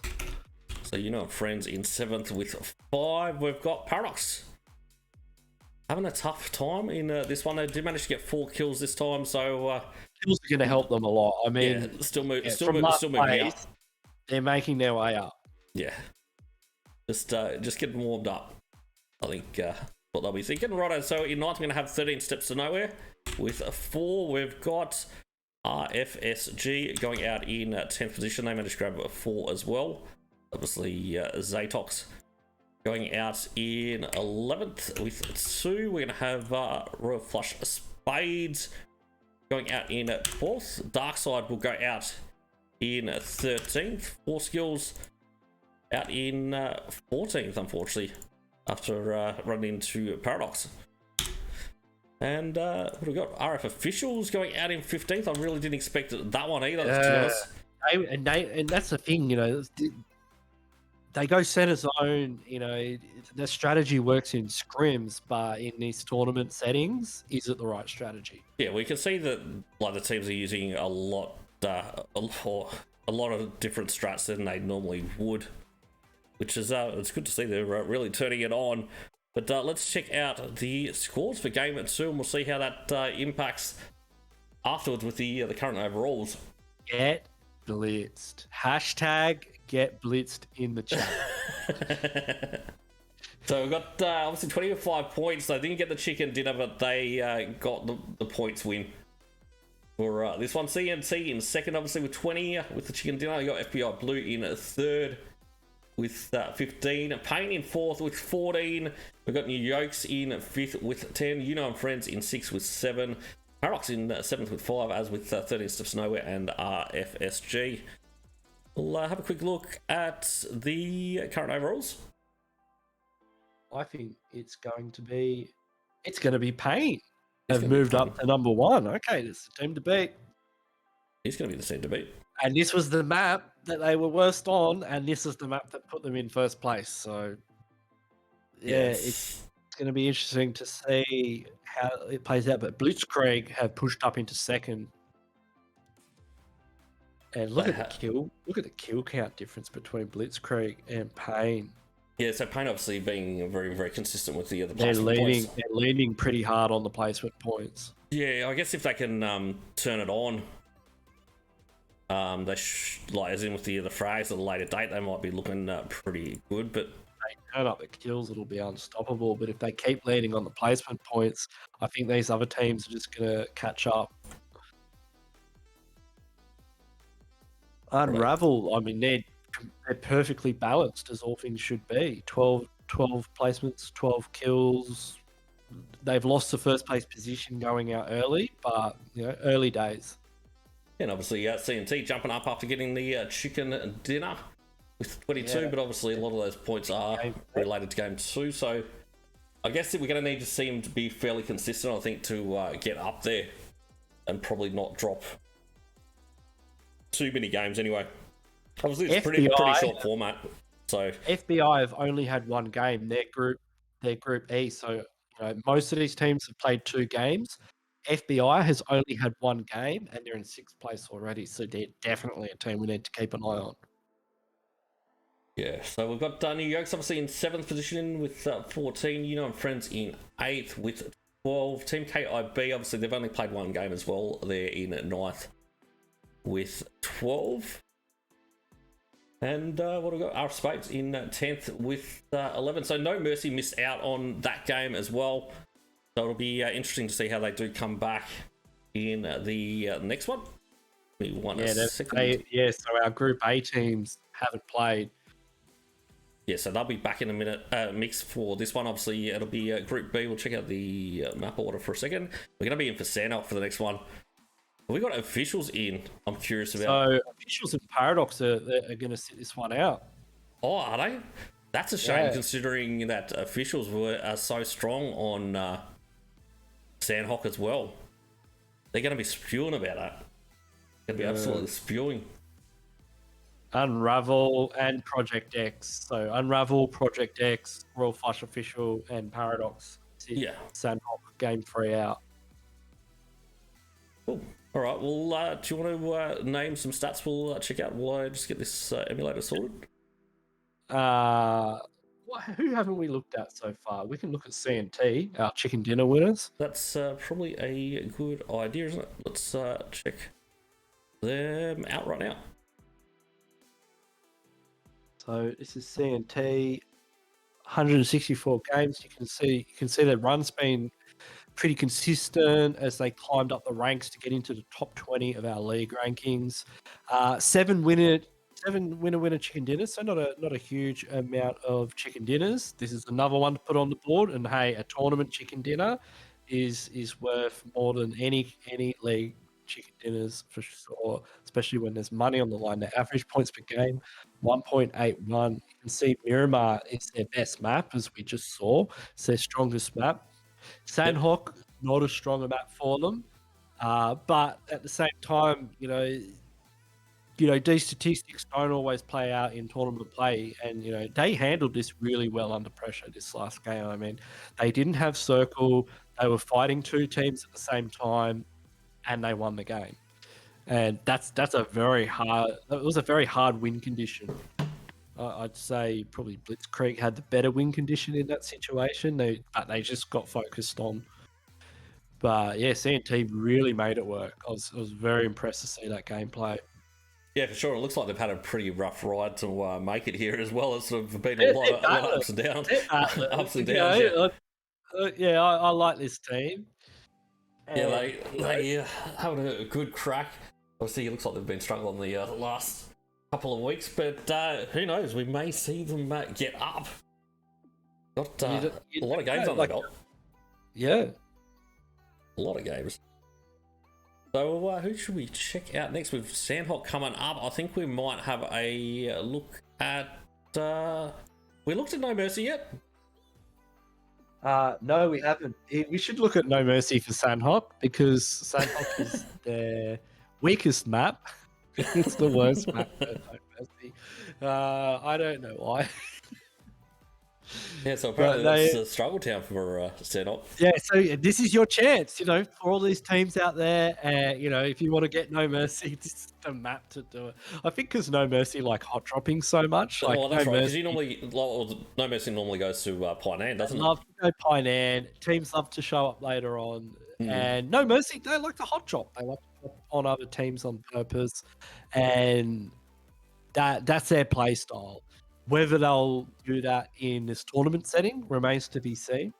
We haven't seen how they go, but we saw in Novo, they fought a team early game, and they pushed that team out of the drop location. Yeah, I think we called Pazzy too, the MVP of the match for the first one. I think I did at least. I reckon he had 7 kills, wasn't it? Boys with 2.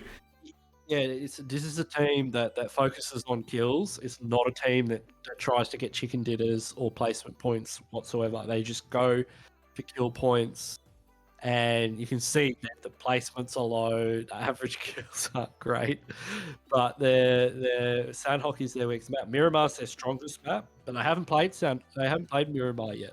Yeah, they set out Miramar, so I think they sit out one less on Miramar in the overall total as well. But yeah, that's I think that's going to be a shame for them. But we'll be finding out how they do go in just a moment. It's like the room is pretty much organised. Yep, we're just getting ready with the other lobby.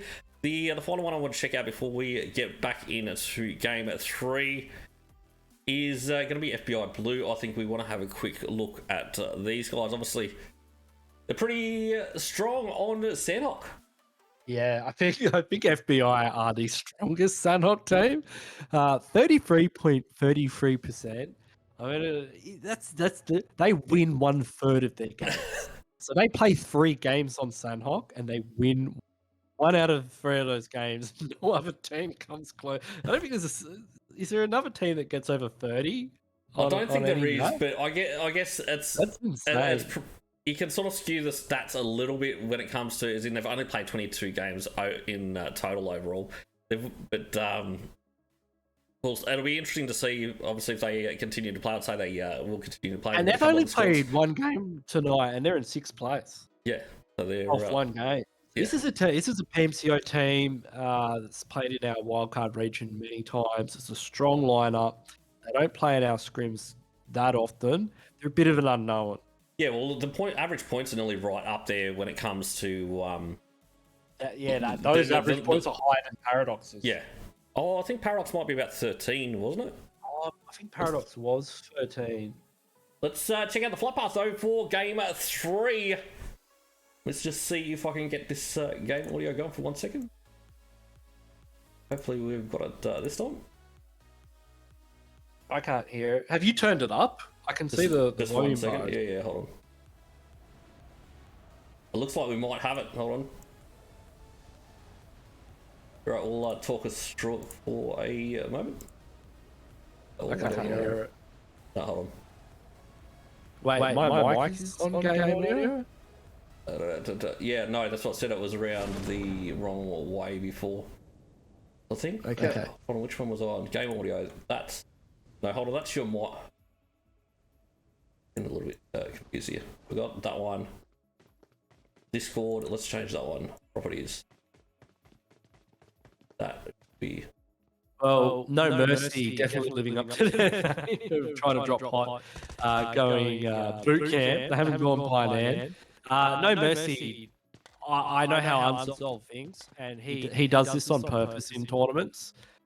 He'll drop boot camp because he knows nobody else will go there. He knows the other teams are nervous on day one, and they're very unlikely to drop in a place like boot camp, which leaves it open. And this is a strategy No Mercy's employed in tournaments like PMCO. Unfortunately, I think one time Zeus also landed there with them. But yeah, generally they get it to themselves. I think we'll check out what's happening at Paradise. Jump on to Paradise because we got FBI up here with Blitzkrieg. This is definitely going to heat up. The Blitzkrieg obviously on that eastern side at the moment. Well, we've got FBI to the north. So at the moment we might see FBI move early on. Who knows? Obviously, it's pretty hot and heavy over towards the east. So with we've got the RFSGC and C over towards Lakawi, that may cause some issues for those guys. Obviously, ZATOX still in front as well. Yeah, we don't have too many hotspots. I don't see any teams fighting. I can hear my voice going back through your audio. Is that okay on the stream? Yeah, that's not doubling up, is it? No, it shouldn't be doubling up. Hold on, I can probably. Do I have game audio up? Hold for a sec. Wait. Go now. I don't mind listening to myself. Yeah, no, it's not working. We're gonna have to sort this out. But anyway, yep, it should be all good now. But Vipe obviously now getting spotted out. Can you just use desktop sound? It'll combine my voice and the game sound, but would that not work? Well, I haven't got game sound either because it's actually set in the emulator to supposedly go to the same channel as your Discord one. But anyway. Oh, okay. Yeah, it wasn't meant to be that way, but apparently that's the way it is. So I'll probably try and change the Discord one after this. But realistically, when you go quiet, it should actually have the game audio behind. It doesn't seem to be picking up for some reason. Sometimes I get OBS coming up with a couple of issues where it actually just doesn't pick it up. I'll restart OBS and it picks it up. So I think that may be the case. For some reason. Have you got like a sidechain compressor or something? Like, are you ducking? No, using ducking? No. Okay. Try and set your emulator to desktop audio. We had something about Kex's voice cracks again. They can hear the game audio. I can't hear the game audio. Oh, they can hear the game audio, can they? Hey, that's all right. Let's go. Cool. If they're happy, I'm happy. Beautiful. Righto, so it looks like RFSG starting to catch up to ZATOX. Well, not as yet. They're either side of the quarry. We got one of the RF teams coming in behind ZATOX at Quarry. Well, I think we're just looking at them now. It's going to be SG.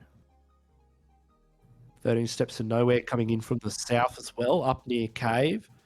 It's a risky rotation. You can see one of them's in a vehicle, possibly scouting for the team. Yeah, so... Sorry, you're right. Oh, you go. No, you're right. So obviously the zone yes, obviously the zone going up to the northwestern side, I think DARKSYDE and all that, they're going to be pretty happy with that one being up at Hartin. I'm actually surprised Hartin was uncontested after the last couple of days. We had a lot of teams dropping there. Yeah, I think DARKSYDE has won out on that one. I mean, they love going Hartin. It's their spot, and it looks like these teams know it. It seems FBI, have they landed around that area that Paradox normally go? Where FBI is right now is where Paradox have been landing quite often lately, but as with Royal Flush officials, they're sitting this one out. Yeah, so obviously won't be contesting there, but Payne on the other move as well, actually getting pretty close to CNT. Surprisingly, Hades does manage to push through without getting taken down.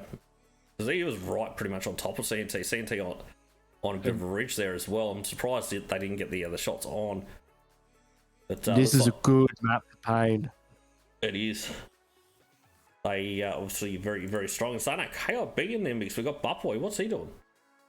Saying that FBI landed Paradise with Blitz. Blitzkrieg is still in Paradise. FBI is making their way. I think they're going to cross the river over to Hartin and then rotate all around the edge of circle that way. I guess they're banking that it's going to go to that island that NewYolks are on. Yeah, well, that's what I was going to say. It's a big call to call it this early on because it's still fairly likely that it could come back down to like the mainland or the southwestern island. So it looks like Evil going down. Let's jump on to Yuuno and Friends. I think going up against 13 Steps to Nowhere. Garung unfortunately gets caught out by Haku. Yeah, that's one of the risks of vehicles on ZATOX. Yep. The tuk-tuk. Yeah, I don't know what's worse, the tuk-tuk or the Roni or the moped. It's good they've got the coupe on ZATOX now. Yeah, well, Benito. It's not the best vehicle, but it's also it's probably the least worst. Right, we got ZATOX. Yep, going at ZATOX getting into SG Royal Flush division. And they've got another team behind them. Is that 13 Steps to Nowhere coming up? No, it's actually Payne coming behind. That's going to be possibly disastrous for these guys. Coming in behind Payne, so this is definitely going to heat up in this section of the map. They got Sinead down at the moment. Blackfire obviously getting the revive back up on his feet. Payne with shots. They'd be popping that ridge very shortly. They'll be definitely looking to take this fight, I'd say.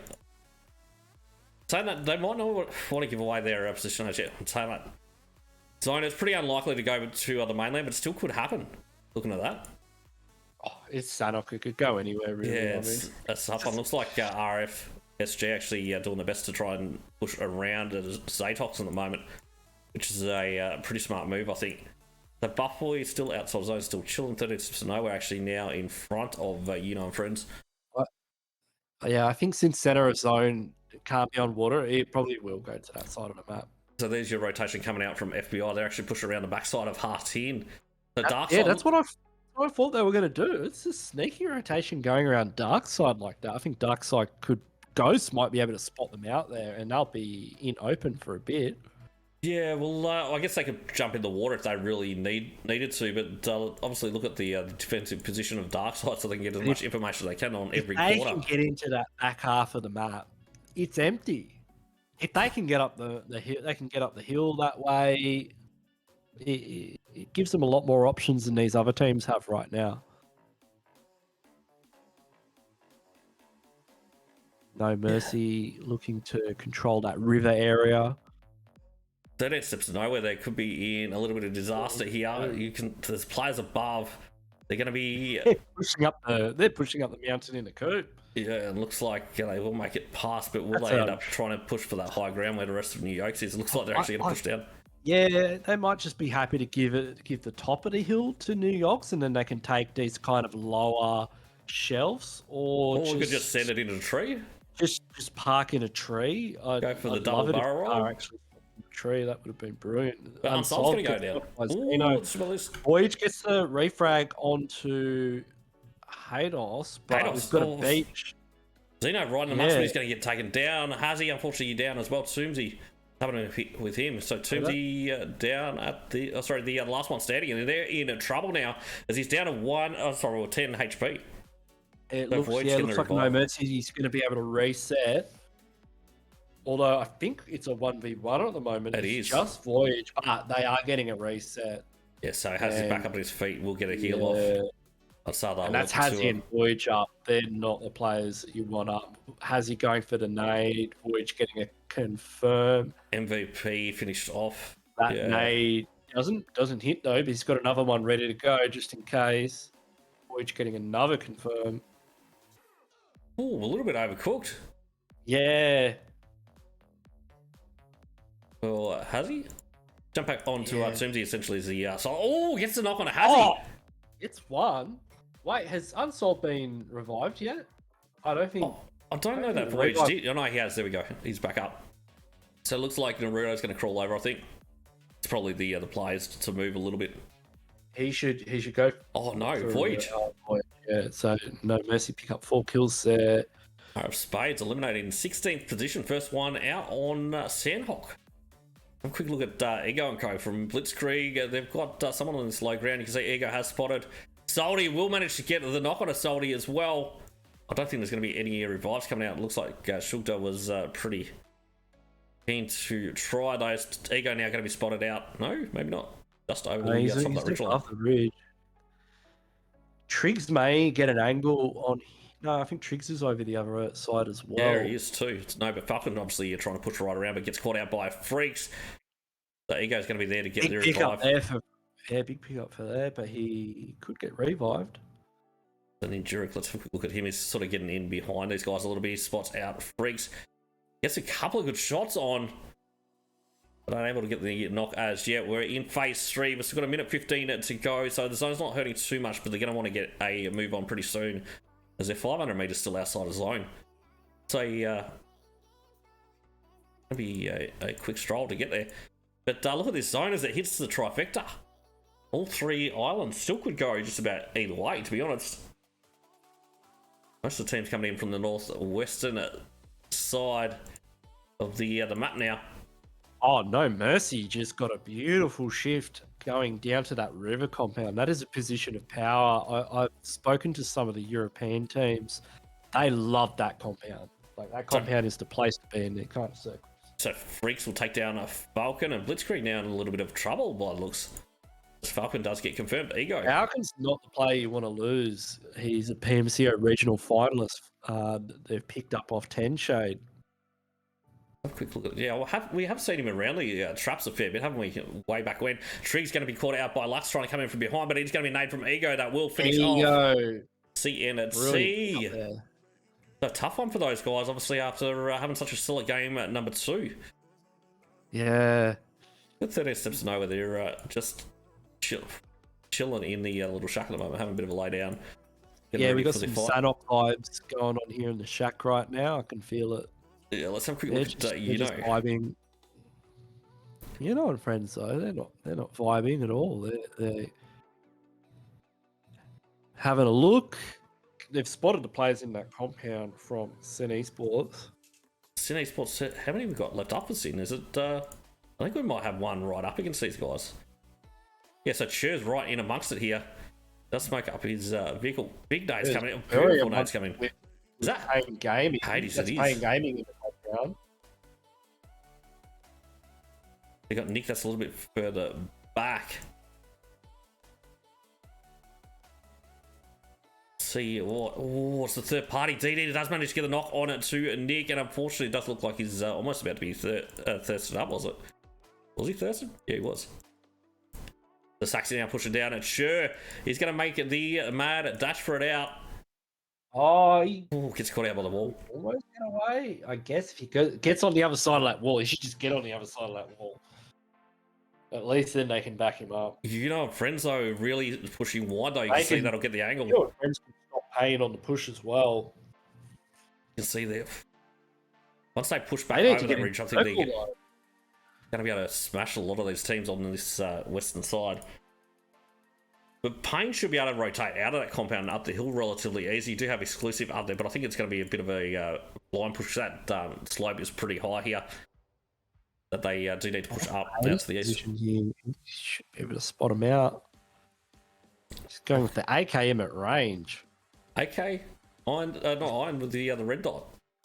He's going to pull out the M4. I think the M4 might have better results.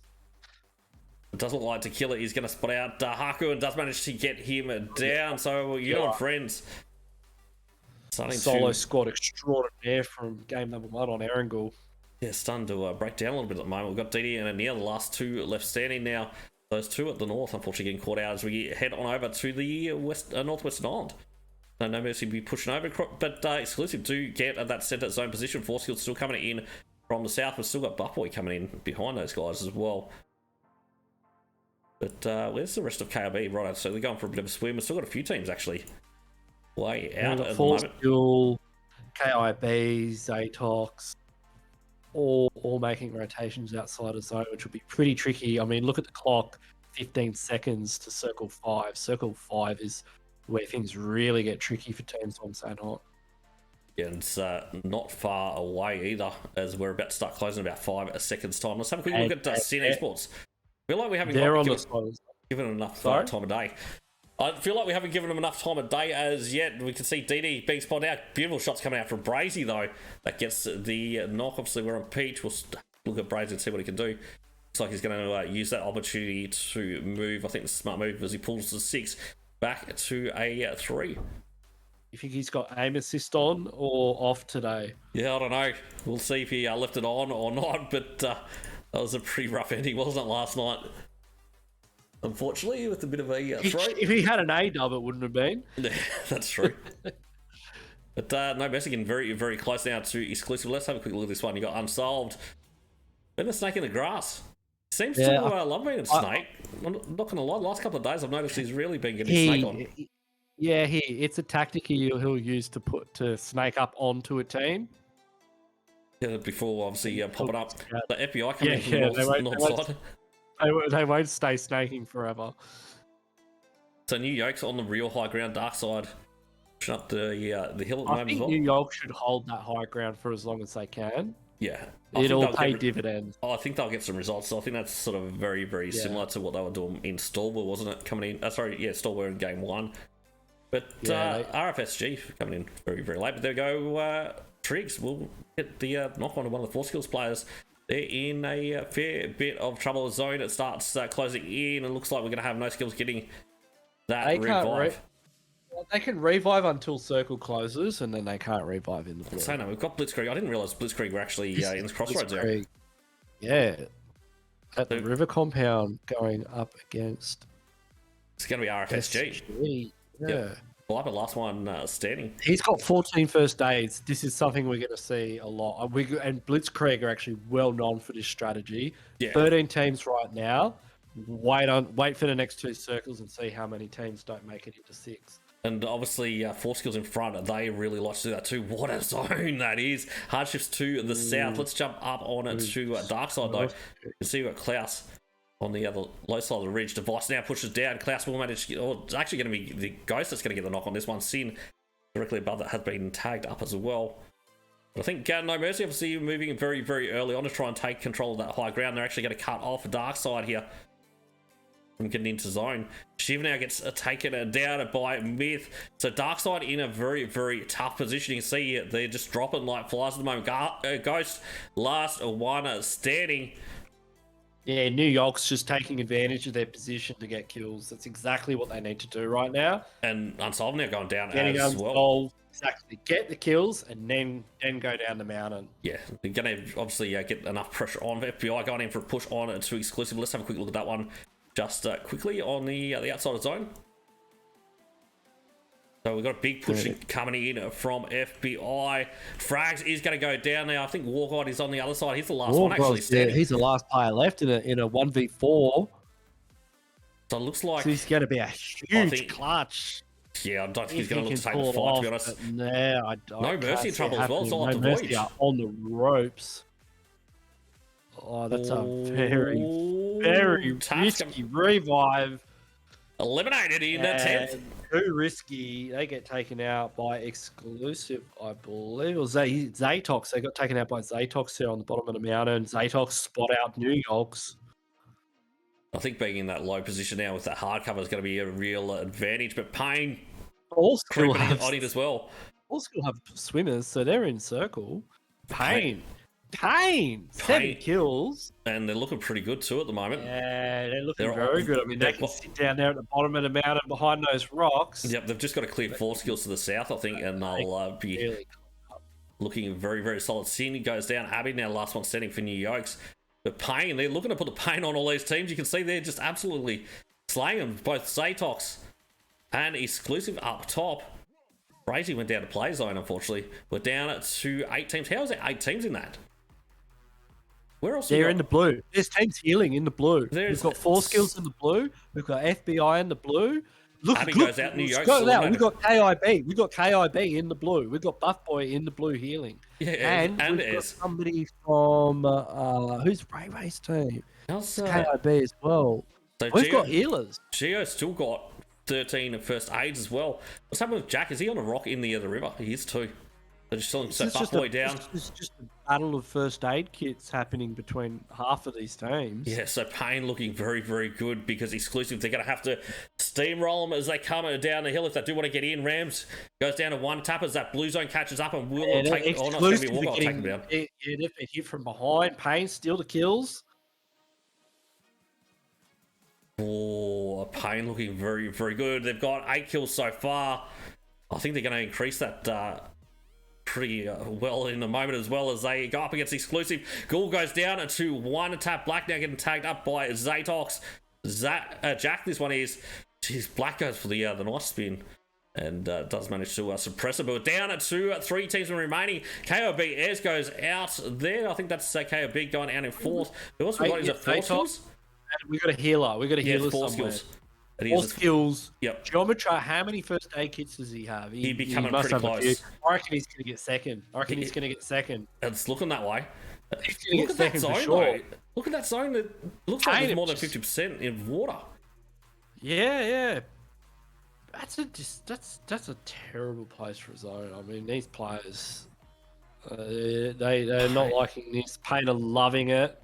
Yep, Pain just absolutely dominates. One more player from ZATOX. Geometry still healing in the blue. Does he have enough first aid kits left?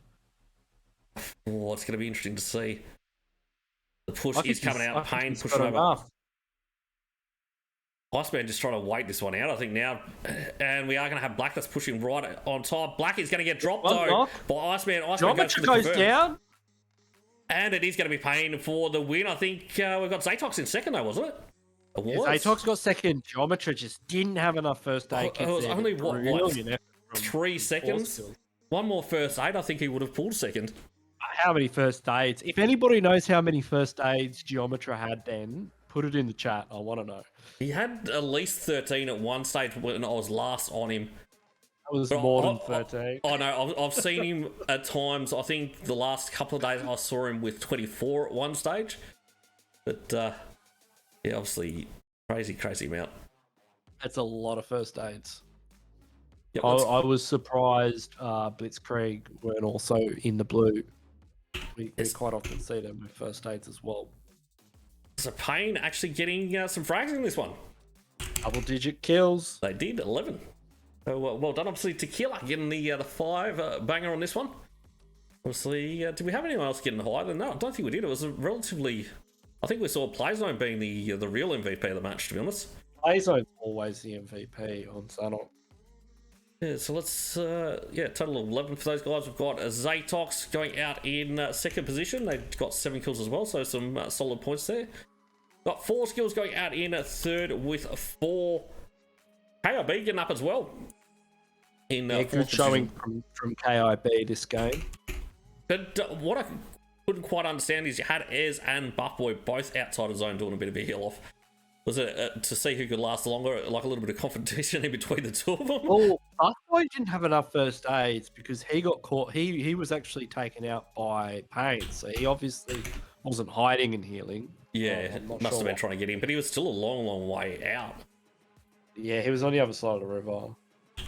It was quite a way out. Obviously, FBI going out in 6th position, so still relatively consistent for those guys being in the top 7 at the least, pretty much every match. These top 7 I'm seeing so far. Each of these teams, like none of them are sitting on no kills. They've each got a squad wipe along the way or picked up a. I think they've all got at least a squad wipe. Yeah, so we had NewYolks going out in 8th position. Yeah, they got a few kills, but I don't know. They obviously struggled to get down that hill, which sort of surprised me considering they're running and going. Yeah, they left it a little late, I guess. Yeah, it's in Esports Sequels in 9th. We're going to have No Mercy going out in 10th. I managed to grab the squad wipe. Voyage grabbing 3 for that one. DARKSYDE out in 11th.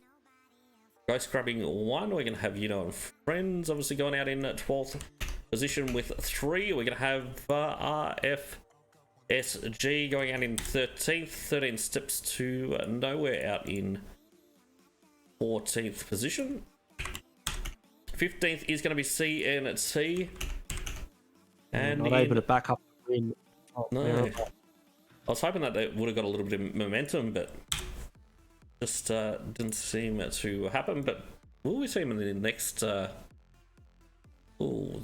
next match? I think they might be sitting out the next one, is it? I think, yeah, probably Spades. Going back. Yep, they will be sitting out the next one. So yes, that'll be Blitzkrieg. So let's check out these scores for game 3. I think we know who's going to be in first. Yep. So we've got Payne obviously with 26 points and the chicken dinner, so really starting to rack up those points. And now we've got ZATOX, so in second position with 19. Well done, obviously. 4 skills getting right up there with the heel off. 14 points. You can't sneeze at that, that's for sure. In fourth position, you got KOB with 11, Xclusive in 5th with 10, and then FBI Blue in 6th position with 8. We'll have a quick look at the overalls. I think this is the first time we've seen game results where the placings have followed the placement points and not the kill points. Yeah, that's true, actually. It is one of the... it is the first one. Yeah, Payne, they're pulling away from the pack.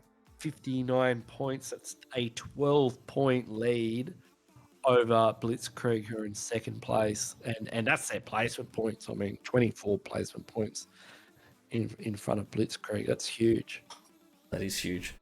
With so Blitzkrieg obviously 37. Unravel in third at the moment. So the top 3, the winners for this, we've got prizes for first to third, which let me pull up that information just so I don't call it out wrong.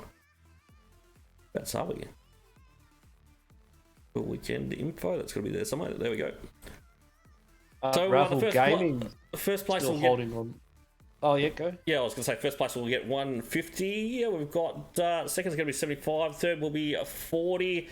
We've got 35 for top fragger, and then we've got the wild card entry from Jaeger, which will be a random draw for somewhere between 4th to 10th. One of those teams will get themselves $50. That. Yeah, I know. That's brilliant. Makes it a little bit of fun. So we'll have to spin the wheel. Yeah, we'll spin. I'll set up the wheel so we can spin the wheel at the end of the stream tomorrow. We'll find out who the other winner of that's going to be. The famous Oceania United chocolate wheel. Yeah, the wheel of fate. Alrighty, let's. What are we going to look at? What do we want to look at? We'll have a look at some more team stats. Do you want to have a look at a team in particular, or do you want to have a look at an overall one? I'm looking at the overall standings. Still seeing where these teams are at. FBI Blue. There's been a few changes. Yeah, Unravel have moved back up. But what team do you want to look at? We can look at some stats. Who haven't we looked at? I think we might have a look at what have we got coming up next? Hold on, that's what we should look at first. What map we've got coming up next? So we're going to be back on a wrangle. Yeah, we can look at 13 Steps to Nowhere. I think we looked at 13 Steps to Nowhere already right at the start, I believe. I think we might look at... Have a look at Project X. I don't think we've checked them out as yet. Have we? I'm not sure.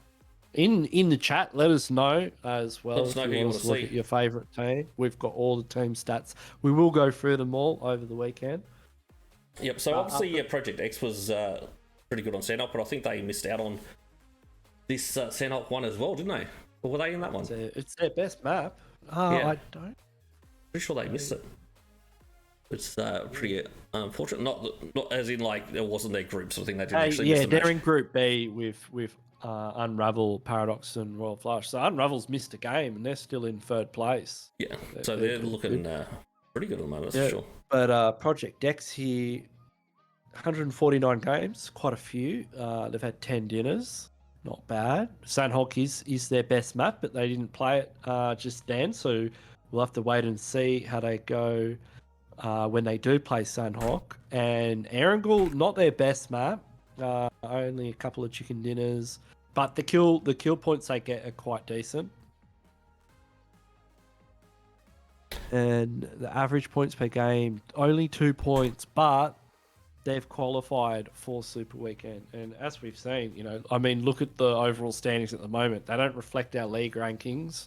They don't completely correlate with them. So it's interesting to see how these teams are performing in the tournament setting. Yeah, so who do you want to look at next? Have we looked at Unravel? They are in third place at the moment.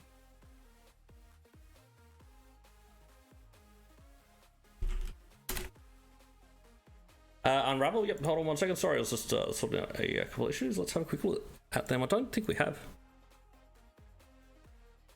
Cool. Beautiful. Right, so we'll be a couple of minutes on this one, just so you're aware before the start. That's cool. Yep, cool. Unravel. Everyone's loving the production value, by the way, Seki, including me. I've got to say, I've casted a lot of events, and this is like the highest level production I've ever seen.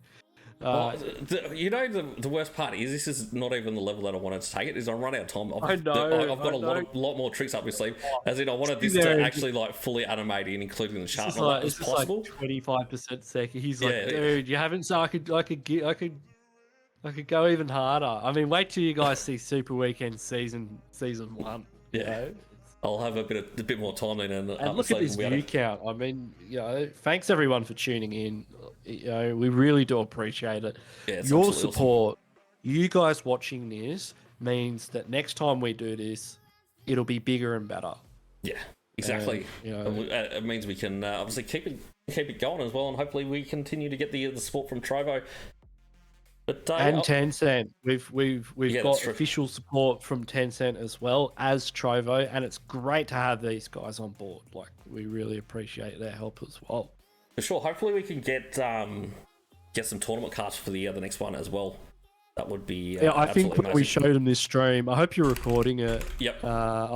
If you can get a recording of this and send it to Tencent, show them these stats and be like, guy, like Tencent, we don't even have the API, and look what we're doing. Yeah, exactly. Wait till we've got the API. We'll be able to go on really deep dives into these teams and players, which will be very interesting to see. But Unravel currently in third place. So average points in the league season 4 per game. So not as high as some of these other teams, but third place in Super Weekend. They've had 9 dinners. Haven't had a single one on Miramar in league. That really, really surprises me. They're always at the pointy end when it comes to Miramar, but they've never been able to seal a deal. Quite achievers, Unravel. I've always noticed that about this team.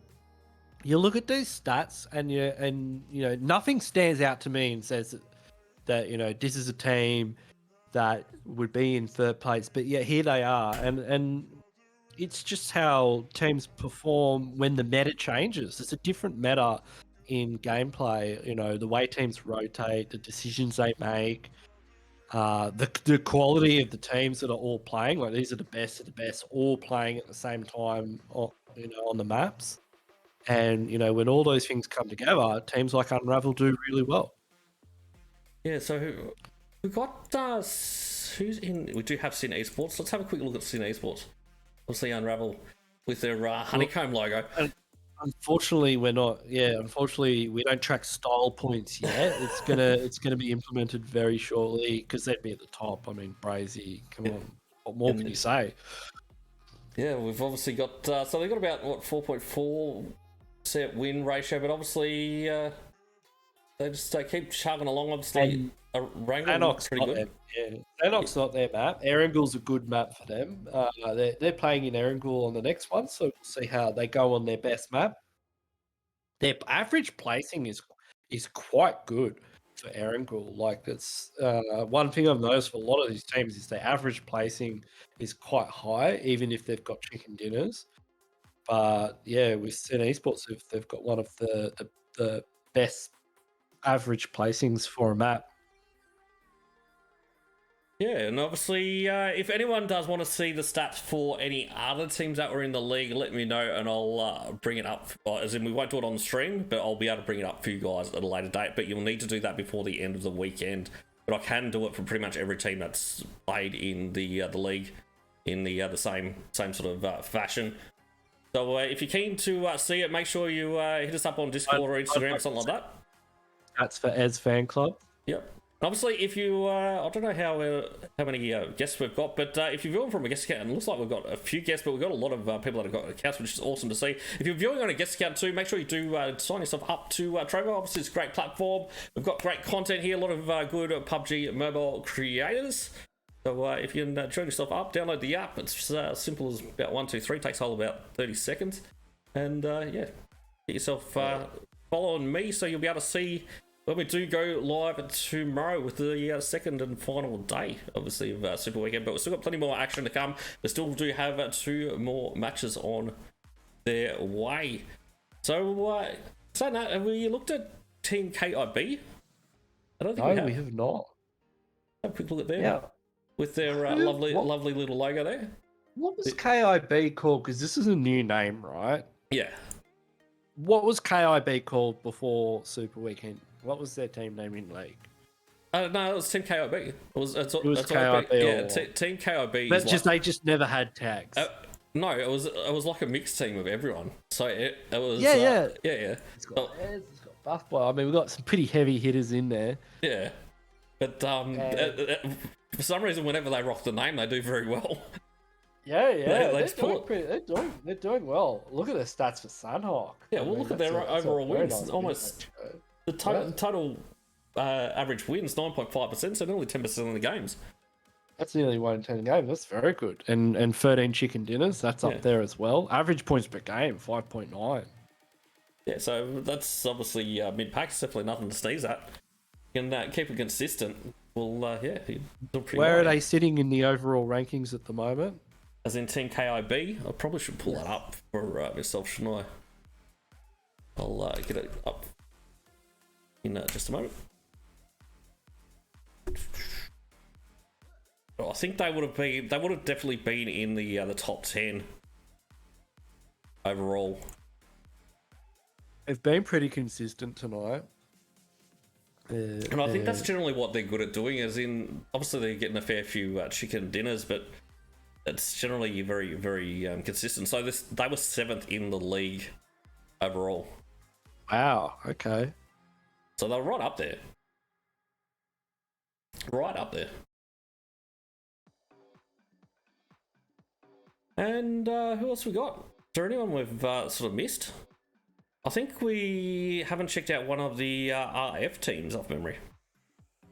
We've only done officials. We haven't done Spades or SG yet. I think we've done Spades, haven't we? Because they were a short one. We have done Spades. Yeah, so they have. We'll have a quick look at them. We'll look at SG. SG, obviously 75 games, so mid pack. Not a lot of games. I think they were starting to play some other scrims and a lot, but obviously they've come back for the league to have a crack at it. I think they just managed to get in. Like they made a run for it at the end, and they just pipped it in. Yeah, they did, and obviously they get it 4% win ratio. What have we got? Average 3.3 kills, 3 chicken dinners. So definitely not on the high side of chicken dinners, but still obviously getting a reasonable amount of points. 4.4 per game's still not too bad. It's not. Erangle's definitely their map. For sure, obviously unable to get a win on Miramar Sandlock as yet. So it's been a thorn in the side, that's for sure. But yeah, so it looks like placement obviously in double digits as well for the average placements when it comes to Miramar and Sanok. So maybe that's something they can improve on. No, I guess that's what I was hoping for with all these teams being able to see this sort of data as well. This should give you a real indication of what you may need to focus on a little bit to improve your overall gameplay. So maybe if you're RFSG, you focus a little bit more on Miramar and Sanhok gameplay. Yeah, we're going to be releasing all of the data from Season 0. Yep. After this weekend, and teams can look at this stuff. You can take this information and, you know, your IGLs, your coaches, or just your players, you can be like, all right, you know, I need to focus on this. If we get the API, we could do that per player as well. But yeah, that'd be absolutely we're happy amazing. to, you know, we'll be tracking this information for Season 1 as well. So, you know, it's another benefit of playing in these leagues is we can really drill down onto what teams are good at and what they can improve on. And that's a benefit for the teams. Like it's not just good for what we're doing here. Teams can actually take that information and use it to improve their gameplay.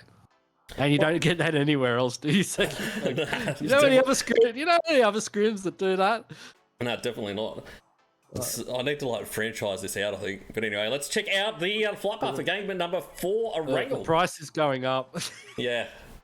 Well, that's the thing. You should just run a sort of an exclusive thing and set up. I should just set up a scrim server and get everyone to run it. Set up like a global ranking system.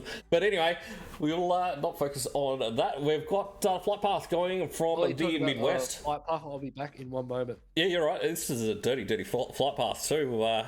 Going down on the southwestern side, so going over the top of Millie Base, just about Ferry Pier or the Western Bridge, and terminating on the eastern end of Millie Base Island. We've got a lot of teams that are heading up north to George Paul early on. I think most of them do have their own sort of drop spot, so you'll see Sydney Sports, they'll drop South George.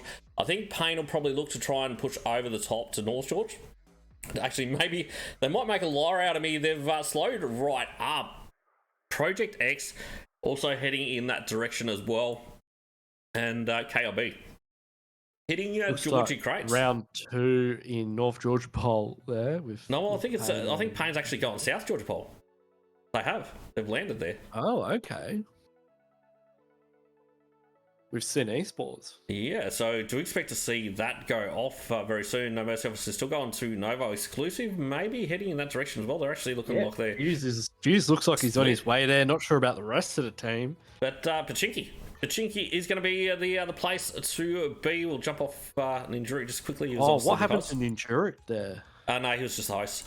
So he's just hosting. Oh, cool. Yeah, I was worried. So he's obviously not in. Ravenous is down. DARKSYDE, I mean... Yeah, they like Pachinki. I don't know how much Four Skill's going to like it after this engagement. Let's jump on Klaus up top. Hopefully, when it finally catches up, a little bit slow on the uptake at the moment. I don't know what's happening here. There we go. Now we're back into it. So Ravenous back up on his feet as Klaus continues to get a couple of nades in. Nice reset there from Four Skill. They needed that. But this is something we see every night, these two teams going at it here. Every single night. I guess the interesting thing, though, is normally the tables are turned. As in, Four Skills are on the southern side, and DARKSYDE normally take the north. So that's... interesting. Yeah, they know... Now, Hades just naded himself. I'm not sure that was done on purpose. Oh, I think it was Chur's taken advantage and gotten the confirm and another knock. And he's got Saxy. Chur's on a roll here. Jump on him here. We've got Black over in the distance that gets tagged up. Black's the last one up. Ooh, Black's about to go down. Black goes down to a Molotov. It was his own Molotov, though. I think he just finished himself off, to be honest. As in, like, trying. First place. But why? Tequila got maybe dinner. Maybe they're overconfident at the moment that they've got enough points that they can miss this. Well, everyone's just seen the kill feed and love that. I mean, Payne going out first. Yeah, the first place team is going to be a bit of a confidence boost for all of these teams at the moment. It's going to be like, hey, we got a chance. You know, I'm going to be seeing a team pull away like that. Yeah, exactly. You've got Tetris. Obviously, with the VSS at the moment, I'm going to be checking that out a fair bit. Obviously, also a member of the VSS fan club. My Yeah. man, Fuse Solo. The rest of the cavalry is coming in. how far away? The rest of them are still. Well, we got Rams that's further over, but this side Right, obviously going back over to the southeast. Let's have a quick look back at 4 skills. That was Dunny, I believe, getting tagged up a little bit.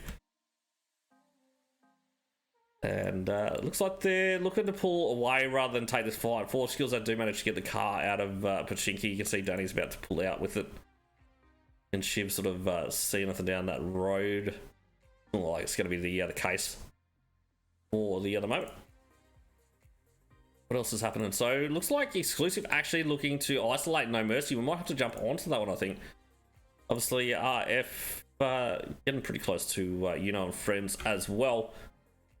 Let's have a quick look back at Kextras code. So Kextras with the Vector VSS. If you want to talk about different combos, that's probably about as different as it gets when it comes to competitive play.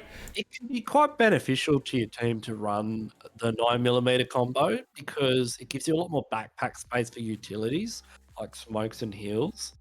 It also makes it easier for your team. Hazzy's about to get oh my, what Tupe? Why didn't you take that shot? I don't know. He's obviously Hazzy's got bullets flying at the moment. Tupu finally decides to take the shot. He's almost able to get the first. Unsolved will get the revive in there. He's right next to Hazzy.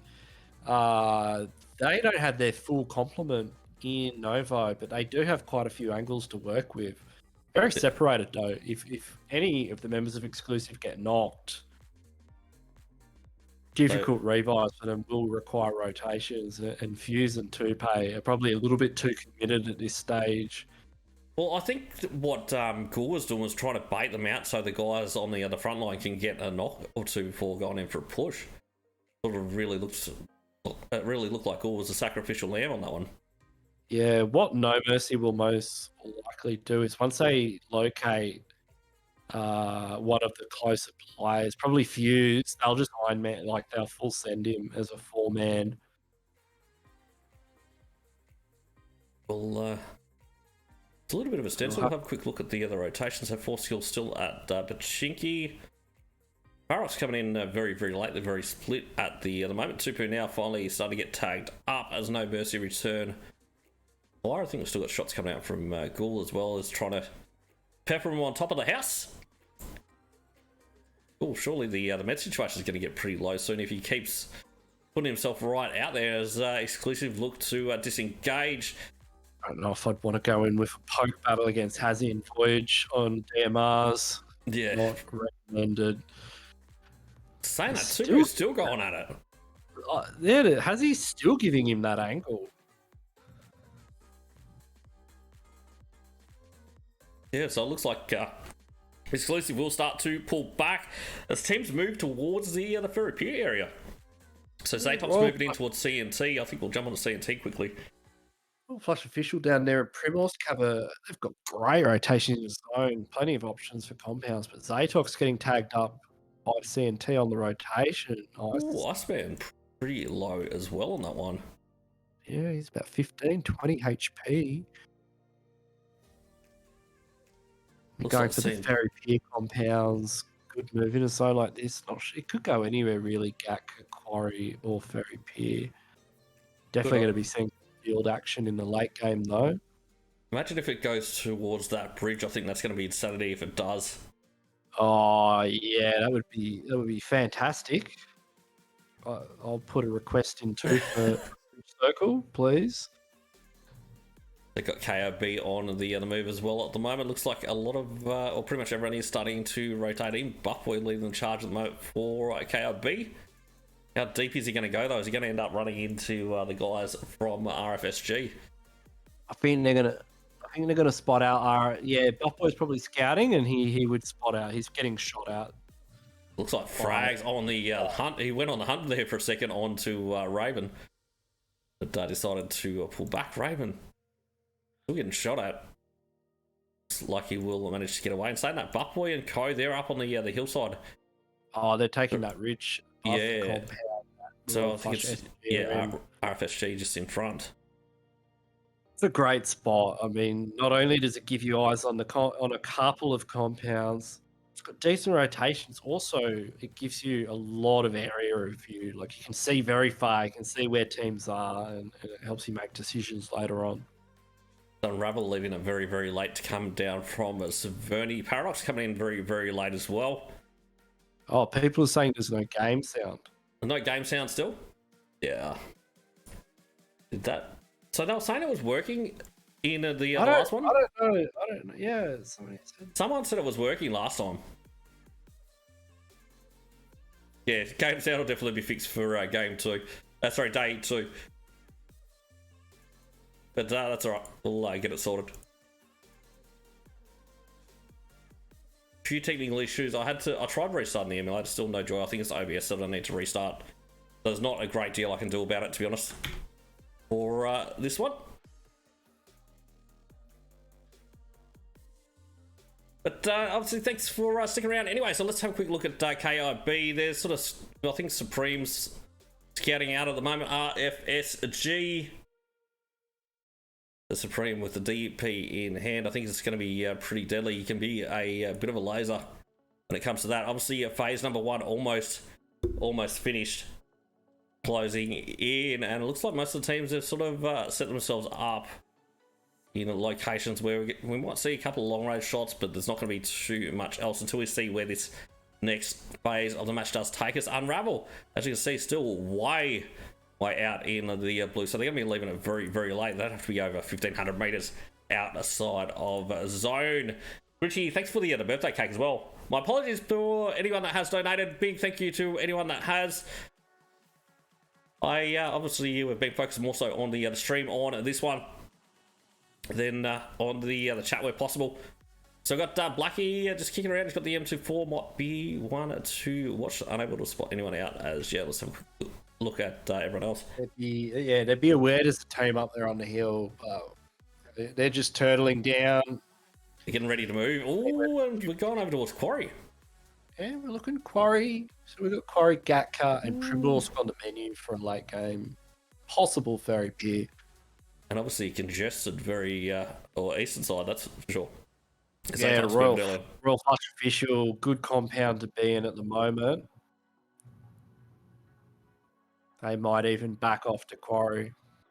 Yeah, obviously we've got plenty of shots coming out from KIB. Let's jump on this one. Blackie does get caught out by Supreme. The laser with the 3 times on the DP. And that was just as the team was leaving the compound, so it's unlikely he'll get revived. Yeah, they're not coming back, that's for sure.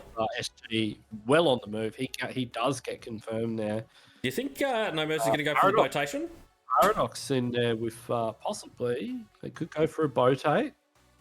Walkout goes down to Gibby. Ooh, so FBI, Gibby, Paradox catching up. Gibby will be scouting for his team as always, and has they're not going to take this compound though. Gibby and Paradox, they like holding this hill.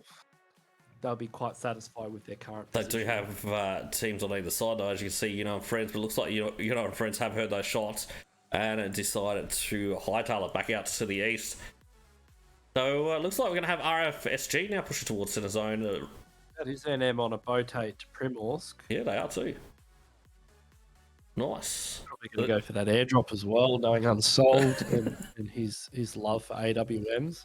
Does look like it is heading that way. Sky finally getting into the blue for Unravel. Don't worry about ZATOX though, spotting that boat out. It's a long distance though. That's going to be 600 meters. Yeah, I've seen boats blow up. Yeah. Around those distances before. It's very risky. The Paradox still saying put Yuuno and Friends, I think, trying to push into the compound to the south, isn't it? There's a compound here. Yep, there is. When it finally renders in.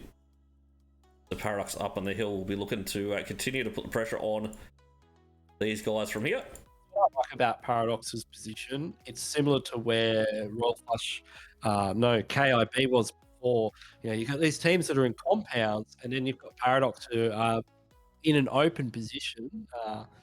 It is dangerous. You can get knocked like Wiz just then. I know. Wiz getting knocked in a sniper fight. Yeah, I don't know what Paradox tonight. I mean, maybe they're just tired after playing all these sweaty PPL scrims, because I was expecting more from them, but we'll see. You know, there's plenty more games to go. there is. We're not even at the halfway mark. As yeah, we've still got one more game to go after this. I think we're going back to Miramar as well for the final match of the day. So I'm super excited to see how that does go. Pain had a bad game. I mean, they're already out. They're the first team out. I think they're the only team out so far. They are the only team currently out.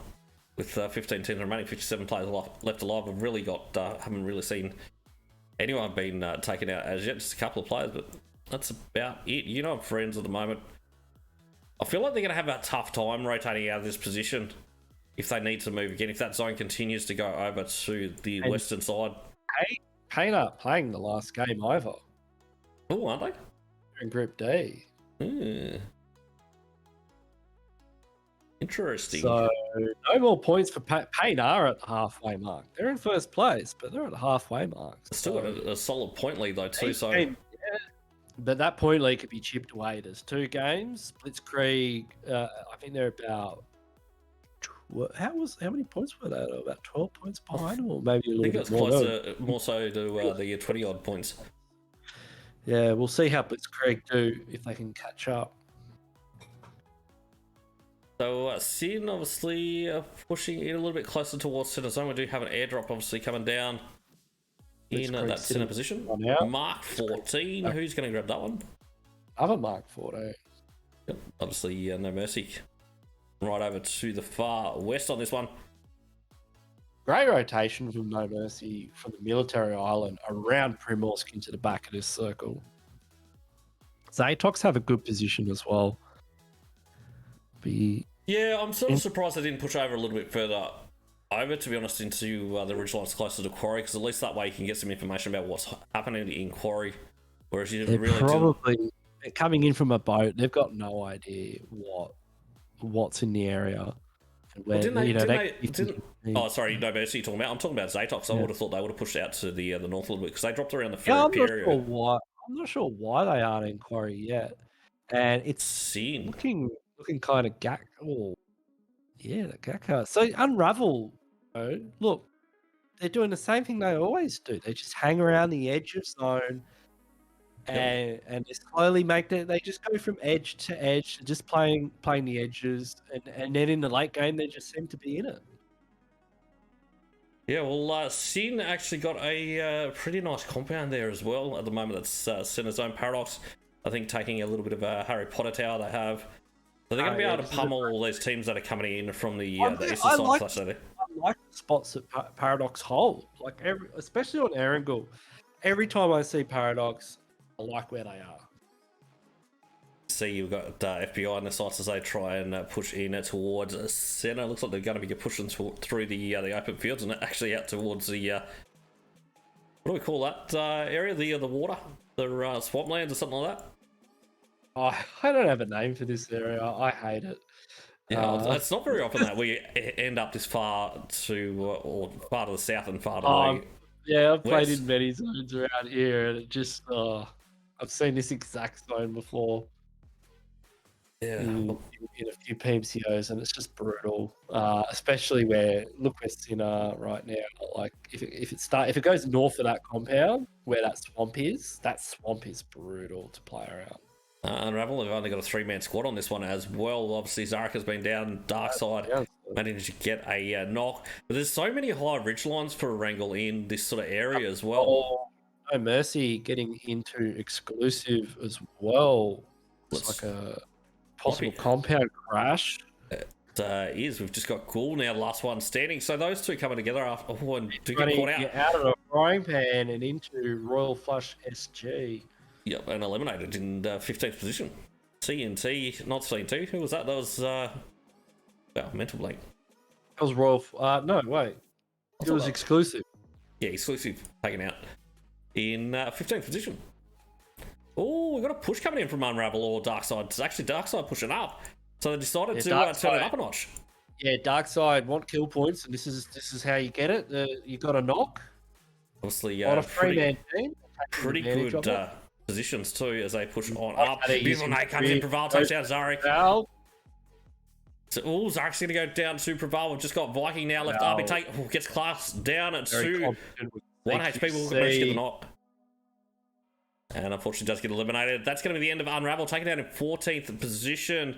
Let's jump back on to KIB. What's happening here? So it is going to be Yuuno and Friends, Anil. Got just Haku left up. So he's going to be in the barn area at the moment.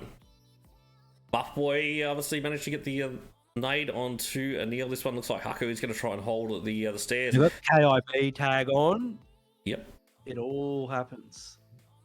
It just dripping up. Oh, good nade coming in from Buff Boy. Get out of there. Molly's too. One more nade. He's only got bandages. He's about to be pushed as well. And it's going to be Buff Boy that will get the finish off there. That's going to be Yuuno and Friends going out in 13th position. 5 kills already for KIB. Big kill count game so far. Yeah, I think they've realised they need to turn up a notch and get stuck in some frags. Obviously, they get a little bit more aggressive now. So no mercy, just snaking it out once again. TNT on the other side of the ridge.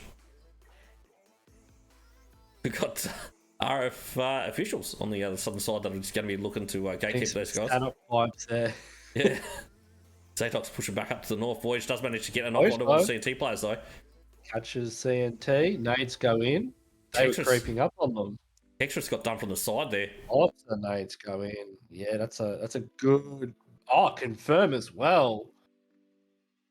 So no mercy, obviously losing 1 in this one. CNT trying to pull back. Royal Flush official could third party this as well. No mercy, you have to be careful. They've really got to do something with these nades, but they're not connecting. Well, we got Freaks that's out on the high side already, just proned up.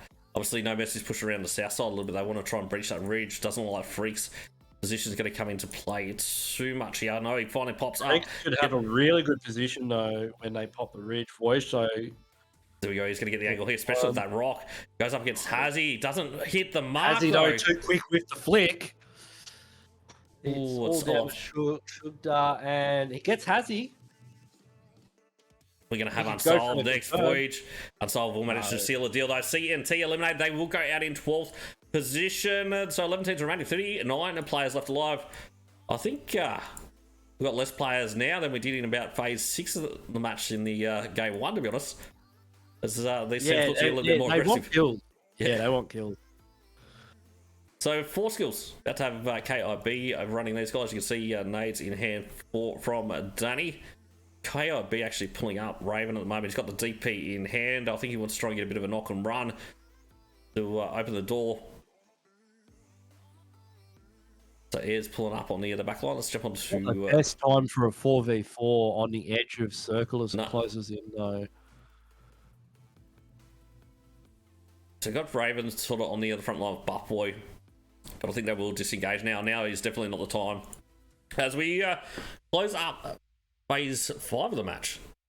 Obviously, FSG now gone up against FBI. Panda, unfortunately, eliminated. And FBI Blue will be down to 2 now. These guys have been very, very consistent. But I think RF looking to take them out early in this one. But no, KOB, they're going to push up. Crowd, unfortunately, doesn't get the spray on.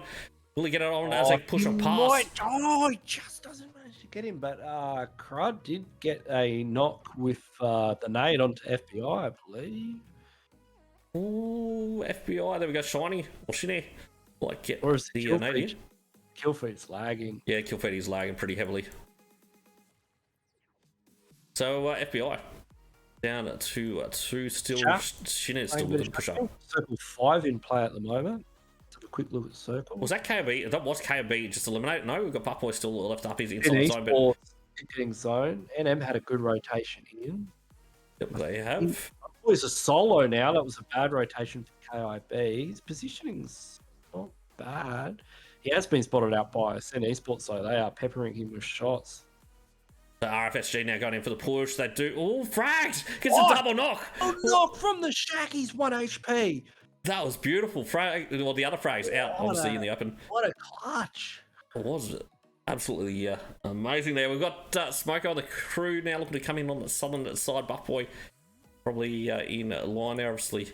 The Smoke's coming out. But DARKSYDE eliminated as well. They go out in 10th position. I'm not 100% sure who that was. Paradox. Looking pretty good in this game so far. Yeah, I think we'll have a quick look at Hazard's point of view so you can see. This could be Paradox's game. Could be, obviously, yeah, they've got Project X sort of being gatekept at the moment. I think ZATOX will get in, but I think that's going to sort of put a bit of a pinch onto Project X. As you can see, No Mercy in front as well. There's a lot of players in front. ZATOX now starting to move forward, though, as we've got FBI still moving in through the other side. So Gibby now looking to push up. Does manage to finally get into zone frags now. It does go down to Brazy. Hazard takes down Hazzy. And No Mercy now in a bit of trouble. It's just unsolved. Left up, he's the last man standing. We will see Paradox push down. We've got plenty of nades coming in. Yeah, they want this. They want smell the finish. blood. They Yeah, want they're the finish. coming. Look how many Unless nades they in. get third party, which is unlikely because Project X. Oh, they've spotted out Project X. But unless another team gets involved in this, they will push in on No Mercy. We'll see. Yeah, Project X really need to worry about ZATOX on that other side as well. We've still got 0 outside the zone, and Project X will go down to 1. Problems of their own. I think it's just 0 up at the moment. He goes down. Yep, they're done and dusted. Hazzy's up. Unsolved's been knocked now. Saying that, we've got a big push happening on to Sin. Force Skills making a move. Oh, no, this one. See Nick taken down. Brazy and sure. They've breached the compound. Oh, what is it? What are you going to do with Sanuti? We've got Brazy, so Sure trying to hold the other side. Sure's eliminated. This is what I'd like to see a little bit more of out of Force Skills, to be honest. They've got the gun skills. They just don't use it that much. They generally play very passive, so I'd like to see them get in and have a crack. Yeah, right. When they make plays like this, it works. Yeah, well, obviously you've just got Brazy now left in the compound, but they pretty much own that high ground. That's the side you want to be on for this compound. See, it's going to be a tough rotation out if you do need to, but they're one of the closest teams to center zone for the moment. RF officials down to 3. They've still got Hazzy alive and kicking for No Mercy. Unsolved has been finished off. And Paradox down. Paradox are leaving. They're just going to focus on zone. I think it's going to be Hazard staying there, to be honest. Yeah, I'll leave one behind just to see if they can catch him. But ZATOX now in a little bit of trouble as well as to go down. Paradox pushing right up to these guys. I think we've got Buffboy that's still in behind here somewhere as well. So if one more connects. Got Buffboy there somewhere, I'm sure of it. There he is. See, he's smoked up in next to the tree there. Paradise looking to absolutely steamroll these guys. Hazard goes for the run over, but unfortunately does go outside his zone. Iceman goes down. It's all up to Jack now. Last one. Oh, Paradox now in a lot of trouble. Paradox in trouble. Where's last one set? Oh, how did Jack get in? 1 HP. The boost. If he comes over that during the revive. Oh, no, he doesn't push over. Does he have a name? Oh, he gets Buffboy though. Buffboy goes for the first aid. I think No Mercy got taken out there as well. Ooh, yeah, looks like that's the case. So RF officials have made the move. They have managed to get in to the compound. Gotten into the compound as well. Paradox could still make this work. They have ways to get into the zone again, though. But the numbers game at the moment's going they get a couple more on the board with a nade. They take out ZATOX there. Beautiful. So they were obviously starting to get up there with the kills, but Brazy flushed out by Royal Flush, and unfortunately will be eliminated by Detroit. Yeah. So Geometra's got a nice spot up there on the rooftop. They've got the numbers, but 3 teams remaining. He's going to be Paradox. I don't know if he smoked himself. It's going to make things. Well, it was probably Brazy, to be honest. He would have smoked up so they could push out of that building. If he's made it into circle, Wiz is on the way. I mean, if any 2 players can hold it down, it's going to be Wiz and Givey. That's for sure. But and Royal Flush officials and Force Skill are very much focused on each other at the moment. So it's a side knock on this could really sort of turn the title of the third party. There we go. I think Royal Flush officials are just outside of circle. Okay, now being spotted out. And Paradox just got circle. They get circle A. Yeah, they get circle A. This is their game. This is it. 11 kills on board and a chicken dinner. Come on, Paradox. Molly's takes down They Detroit. Yeah, they just need to look. They can just sit there, let Full Skills and Royal Flush Official take the fight, and then they can just clean up whatever's left in 30 seconds. So that's all we've got left until the zone does start to close as well. So Four Skills really need to get cracking on this one. It looks like they're going to send the player out already into zone, which I think is a smart play. But 15 seconds now. The smoke's also coming up for RF officials. Gibby and Wizzo looking to hold down at that ridgeline. They're only going to have to peek their head up just a little bit to be able to spot these players out as they push out. But Gibby with a big name. Big name. Smoko goes down now to Ravenous. We've got Goldie, the last one standing for RF officials. It looks like he's going to go for a bit of a heal. He's got 8 first aids at the moment. And will they last it out? Oh my. I'm waiting for Wiz to start mowing the lawn here. Yeah, where's Wiz? Wiz, get in there too. How many are they going to get in? Ravenous now pushes up and he does get super aggressive, but unfortunately Wiz is going to find the knock. Daddy's got to push. They've just got to push. I think they can take out Goldie. Goldie's in the blue healing. Yeah. So Four Skills will be looking to get a bit of a reset, it seems. Wiz now looking to get aggressive. Don't you dare reset. He gets Ravenous. Don't reset. Geo's down as well. And the push comes out. Paradox want it. They can smell victory. In they go.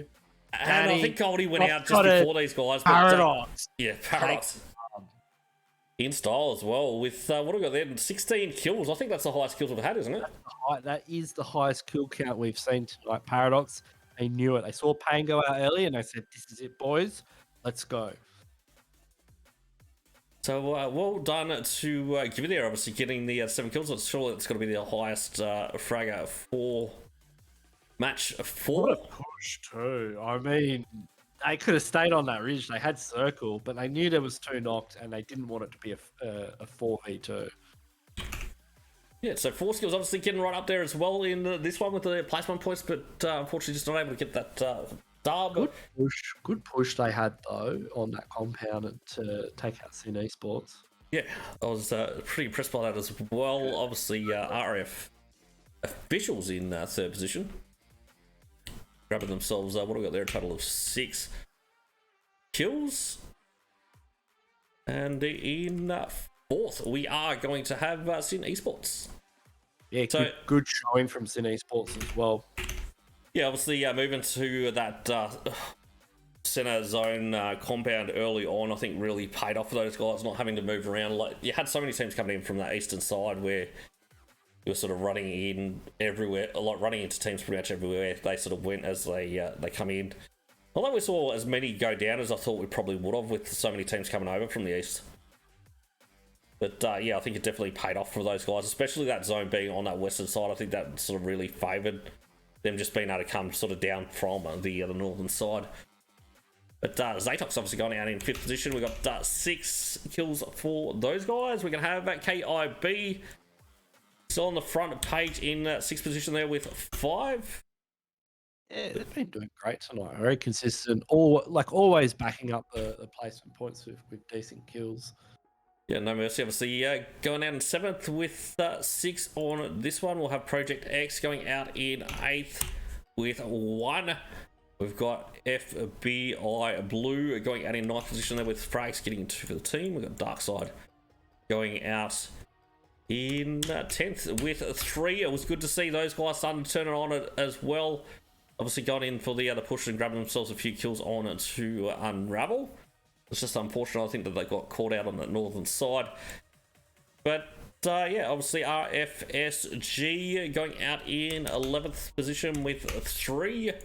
CNT going out in 12th position. In 13th, we're going to have Yuuno and Friends. 14th will be Unravel Gaming. And 15th is going to be Xclusive. All of our top teams not having a great showing in this game. Well, it's going to be it's going to be interesting to see how the leaderboards do change after this one. And Blitzkrieg. So Blitzkrieg, Unravel, and Pain. I think they were our top 3. Going out quite early with no kills. Well, give the opportunity for some of these other teams to progress. I think we'll check out the scores right now for the fourth game. Let's check them out. So we've got Paradox obviously with the chicken dinner and massive 31 points. That's the highest scoring game so far. That is just what they need. Yeah, I think that's the most by about 5 points, isn't it? But yeah, obviously very, very well done to Paradox. Hopefully they've found their mojo a little bit more now after a bit of a shaky start.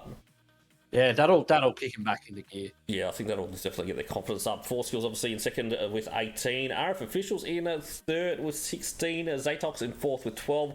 Sin Esports Sequels obviously getting 12 there as well in fifth. Got Team KIB in sixth with 9. So those guys they chip away. Yeah, sort of, double digits. That's pretty. Yeah, a couple of those games here and there. It's gonna move them up. We've got No Mercy in 7th position with 8. I think we'll check out the overalls. So Payne is still in the lead. Obviously, that puts Paradox up into third spot. Yeah, Paradox. That's a huge. I mean, 31 points. They had 5 points. They had 5 points before this.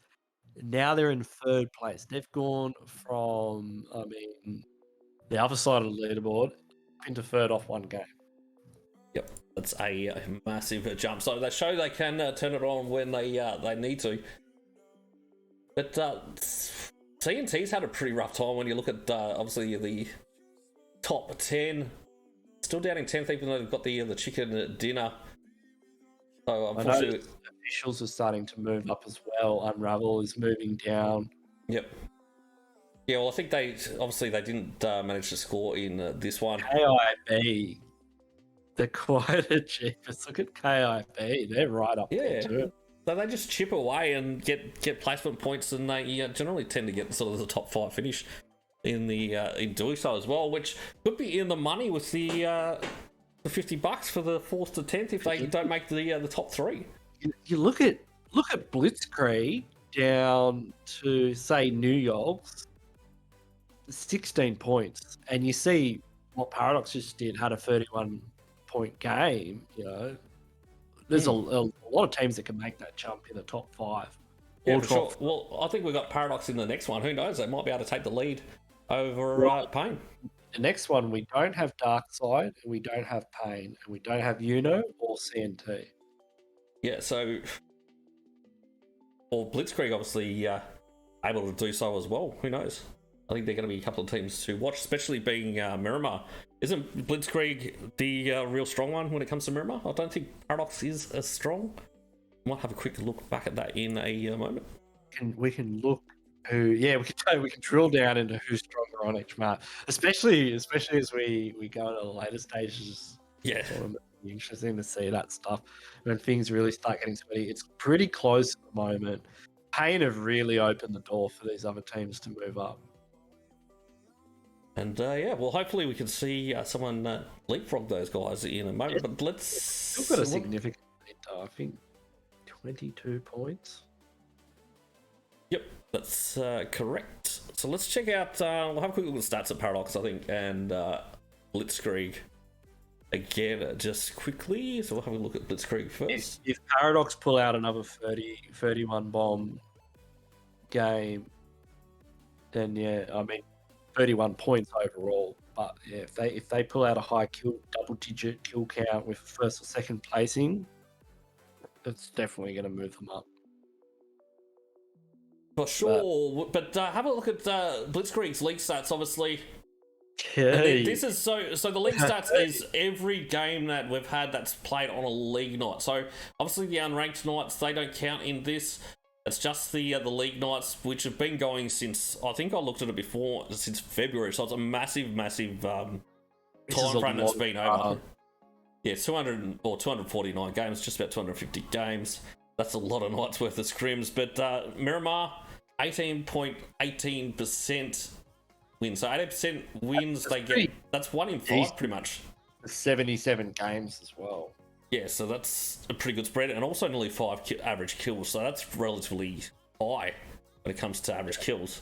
And the placing That's pretty good average placings. That's for sure.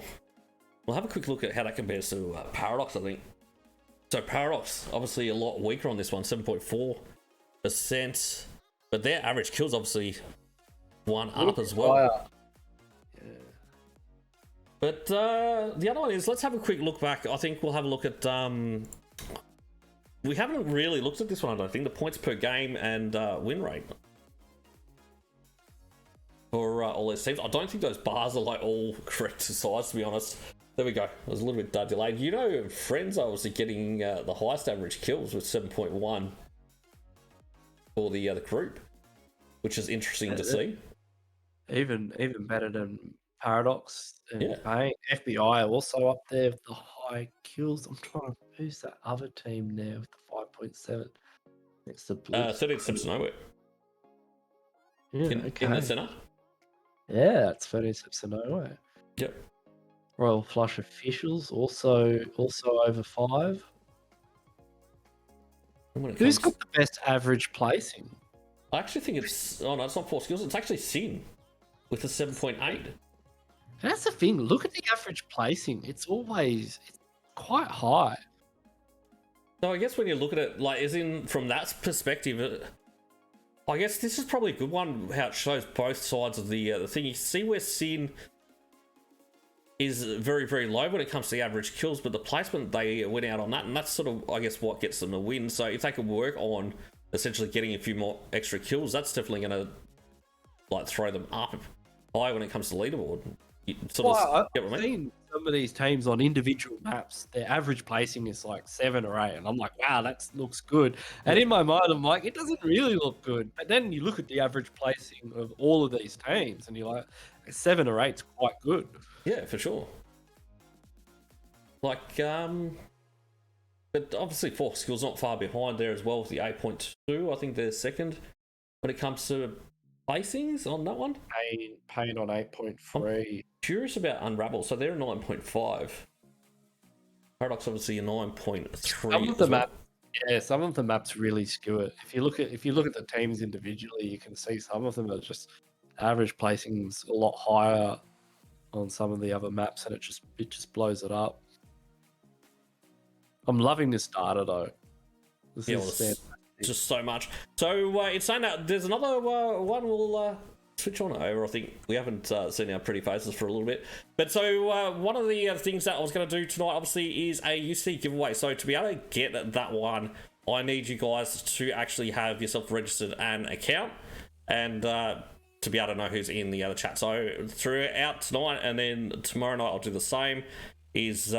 I'll take a list of names and I'll put them through a random generator. I'll call it after the stream because I don't really have the facilities at the moment. I didn't have time to set that up. Obviously, I'll set up a lot of other things. But yeah, so I'll draw it afterwards and announce that. And obviously, someone will win 600 UC. So enough for a Royal Pass for the next season or this season if they haven't already got it. Yeah, so obviously that is an added benefit.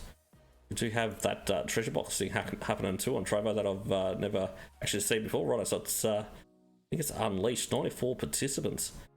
By Game QE was the other winner for that one, which very, very well done. So we might create another one just quickly. But yeah, so obviously, what's your thoughts after Game 4? That's right, Game 5. Sorry, after Game 4, we're going up with Game 5 in a moment. I've got the screen wrong. It's Game 5 coming up. I'm just so glad to see Paradox wake up and come out the gate. I was concerned for a minute there. Like they had a few bad showings, and they were. It's not their form, you know. From what we've seen lately from Paradox, it's not like what we're used to. And to see them just come out, jump into third place in one game, Wiz and Gibby just full sending like that off the ridge. That's what I want to see from Paradox. Yeah, and if Paradox keep doing that, they'll take home. They can take home first place.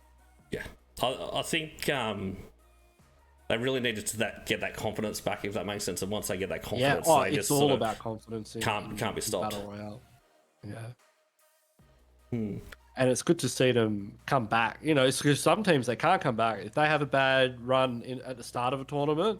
It's very hard for them just to reset and just get back on Yeah, back on with the job. Yeah, when you sort of lose the mental picture of what you need to do, it sort of gets very, very difficult. We might just have a quick look at the. So what did we have a look at then? Was that those points? Those are average kills, average kills, placings. average placings. The graphs that we're showing everyone on Trovo are from our league from the last 4 months of league play.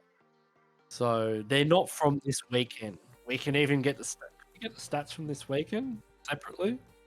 I guess we probably could with a little bit of work. Yeah. But yeah, so that's the average points per game for all the squads. Not for this weekend. Yeah, so that's not what we looked at before. Yeah, so that's right. So we've got Paradox are actually on top. As I said, some of these bars for some reason not 100% correct. You see 13 steps to nowhere. It looks like they're on top, but they're not. They still are right up there, as with Pain. So Pain with the 6.1. Saying that, no, hold on. Yuuno and Friends, they are actually the winners on that one. They've got 7.1. I don't know why the bars are all stuffed up. I'll have to fix that one up. But yeah, Yuuno and Friends, 7.1 average points per game. Maybe it is factoring in how many games they've played or something. I don't know. Like maybe it's taking some other data point that we don't know about.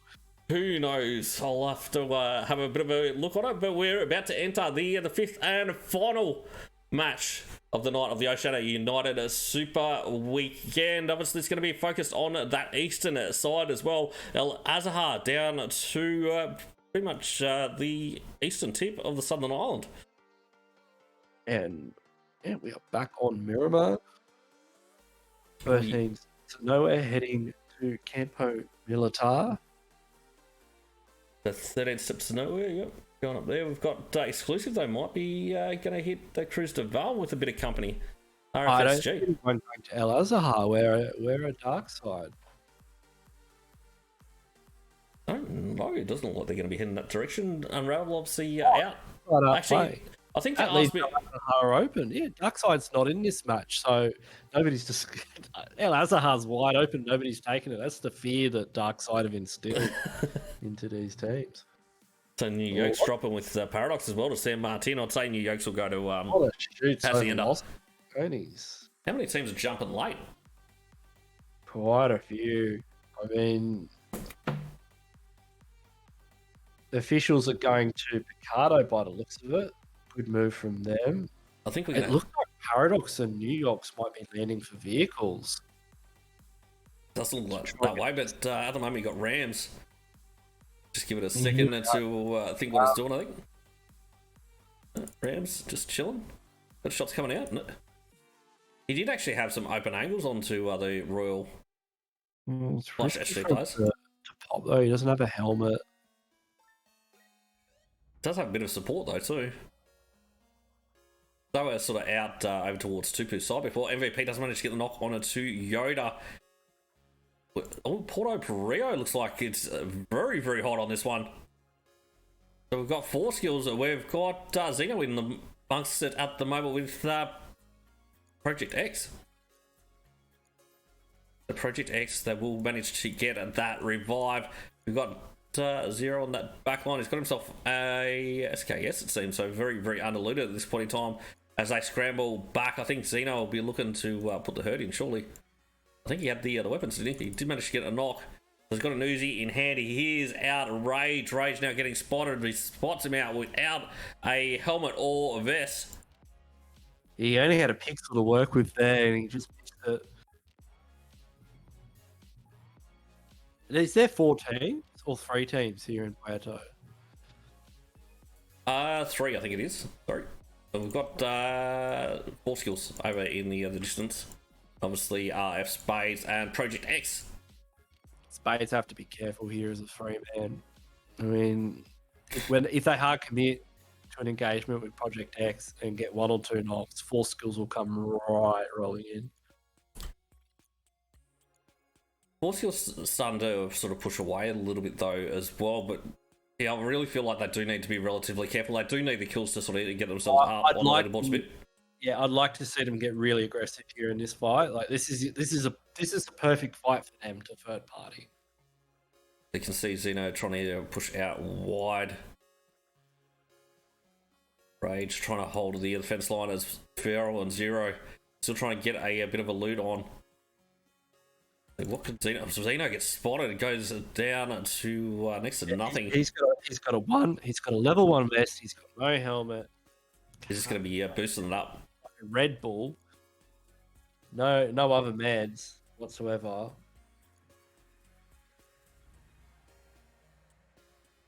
Yeah, this is looking pretty rough for Spades here.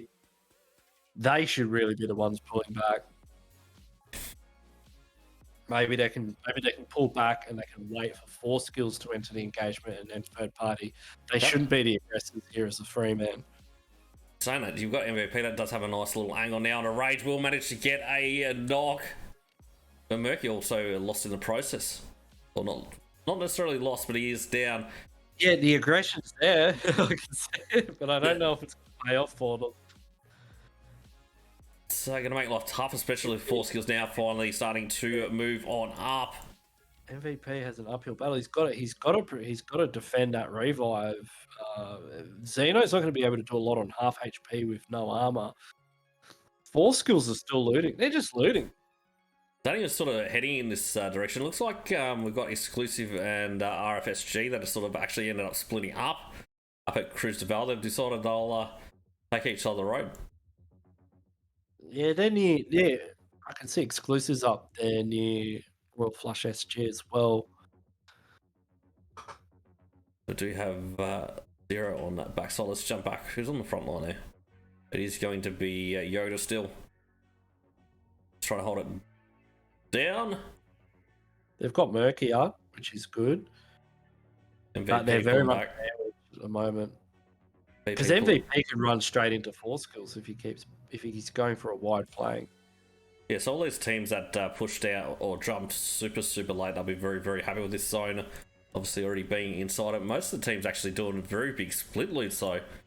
Yeah, a lot of trash looting going on with FBI and KIB. Yeah, it's Sin right on the outskirts of Los Leones, a couple in, but...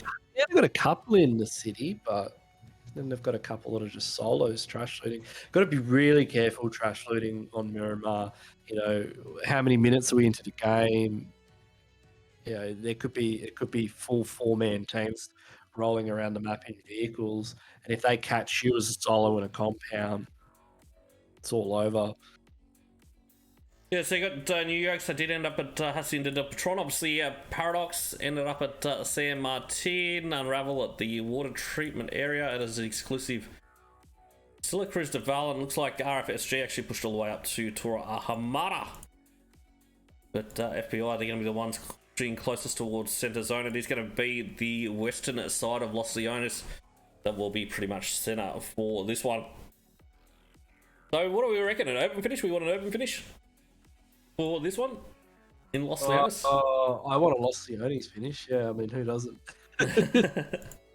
It's because it can't go to the island anymore, so I guess we'll just have to settle for Los Leones. I'd love a water treatment finish. I mean, it's not on the menu, but yeah, I always like a good water treatment zone. Yeah, well, Picardo zone would be interesting. Miramar's always good for final circles, though. You always see something that you want to see. Yeah, so we've got RF officials obviously pushing in towards center zone as well early on. Yeah, they're heading south. And look, every game we've seen Royal Flush officials go center early. But how's that relating to their points at the moment, though? I think it's still in struggle town a little bit. It's paying off. They're moving up the rankings. They're in the top half of the leaderboard. I think they're going to have to change something, whether it's their rotations or whether it's becoming, like getting more actively engaged in fights, like we saw Four Skill pushing compounds. Yeah, I think that's probably what a few of these teams really need to do, is probably just turn it up a notch when it does come to the aggression levels. Yeah, I feel like Smoko hasn't been as aggressive as he normally sort of would,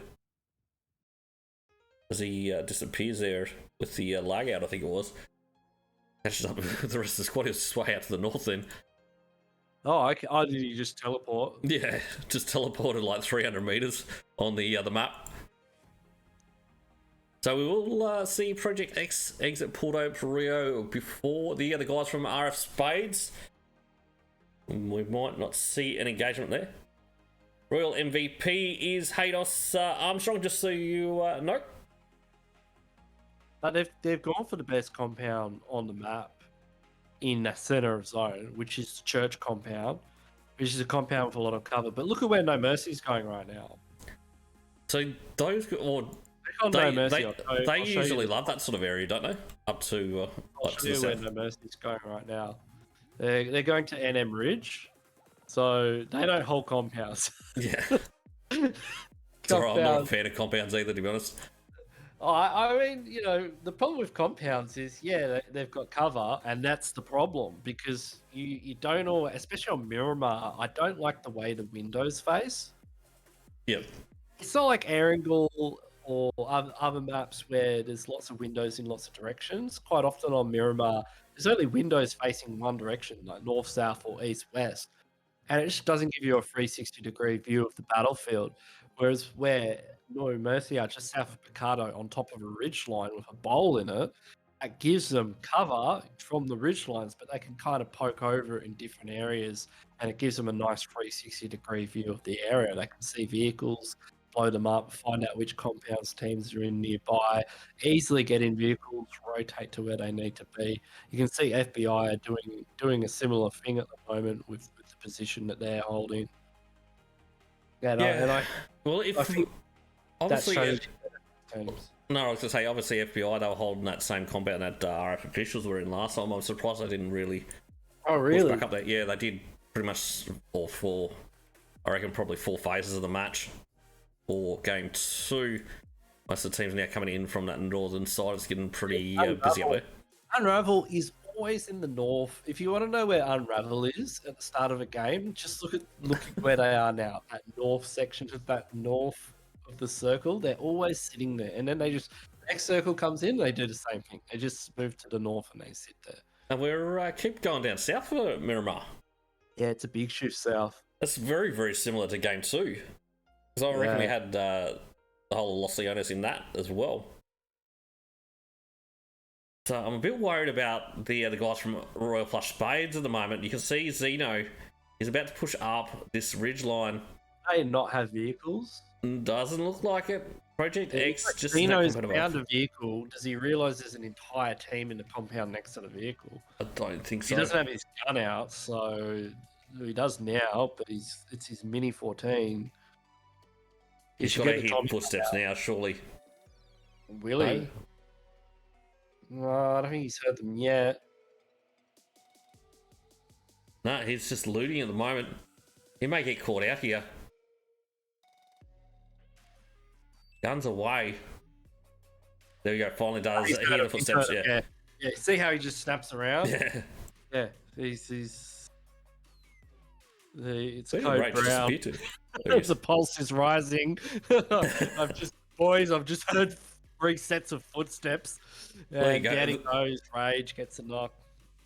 Zeno goes down. That's going to mean Royal Flush Spades down to 2. Yeah. Oh, well, they can fit in the coupe. Yeah, I guess on the plus side, they did manage to get themselves a vehicle now, but Force Skills also coming in from the north. But who knows, we might see something happen in just that's not what you want to do out in the open. Project X surprisingly not making them pay the price for that. Yeah, they're able to get into circle. They should play edge from here. They've got 4 skills coming in from the north above them. They'll have to be careful about getting caught out on a rotation from them. Yeah, 30 steps of nowhere behind them as well. Paradox coming in relatively late as well. Right, let's jump on this side. RFSG. So they, I like how they went wide. Also, we've got RFSG going up against FBI at the moment. We've got Cradle in front line, as with Shinna and Blackie. Yeah, Frank's not really involved in this. FBI haven't committed the entire team to the engagement. Are they playing as a free man, or is there another player that's... Well, there is another player, so I think it's Viper, isn't it? No? Yeah, so Viper's out on the ridge. There we go. Oh, but where's FBI? I only see 2 of them in the You compound. got one just out to the left-hand side there, Frags. And it's just a 3-man. doing? No, he's disconnected. That's why. Oh no, you hate to see it. Seen Wargod come out with some pretty clutch plays lately, though. Yeah, Wargod's a beast. He's a beast. We'll see what he can. These guys do. are from Mauritius. I don't know if you know that. From Mauritius. That's an interesting one. Man. Yeah, man. They actually get decent ping on Asia. I had a good chat to them about it. They get better ping on Asia than they do on the Middle East server. Because they're in Africa. I was about to say Mauritius is like Africa, isn't it? Yeah. Yeah, the Middle East server is in Germany. Don't ask. Yeah. But I think the African server was in Germany. I don't have an African server. It's just whatever they called that, whatever it was. I looked at the cable maps, and yeah, there's bloody optical cables from Mauritius all the way over to Singapore where the servers are. So okay, quite good ping. So we've got Voyage coming out with a knock. He's got the car 9. Let's jump onto him for a moment, see what he can do. He's gone up against the guys from NewYolks. I think he may have just spotted out Abby. Yeah, a bit of a poke battle here, and look, no mercy, just using ridge lines. You know, with a slight bit of cover, no compound in sight. And it's difficult to push these positions. What's Device doing down there? Is he behind a ridge line there? Is he right behind there? They've all got ridge cover. Device. Let's one fly. Doesn't manage to connect though. Ravenous unfortunately getting thirsted up. Looks like Force Skills have pushed in to Los Leones. No, it's actually just out of Los Leones. We've got Royal Flush Spades also getting in the mix. We did see a knock coming out of that one just a moment ago. Yeah, too. I think we might jump on it. Ooh, Force Skills actually rolling out on that one. Voyage does manage to get the knock there on to Myth. I think we're going to have to jump back on him.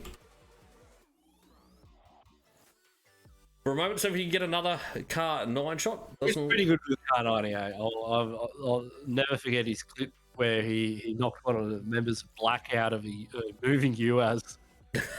Best part of that clip is Jaeger's voice. It's like Jaeger just losing his mind. Right, let's have a quick look at. I want to see what's happening here with MVP and Murky. Just quickly, so they are actively engaging with Sin at the moment. On Sin, I think there's a bit of cover in between. Oh, they're just on the above the cave entrance here. Trade will get the knock on to FBI, Fury. Yeah, FBI to it with.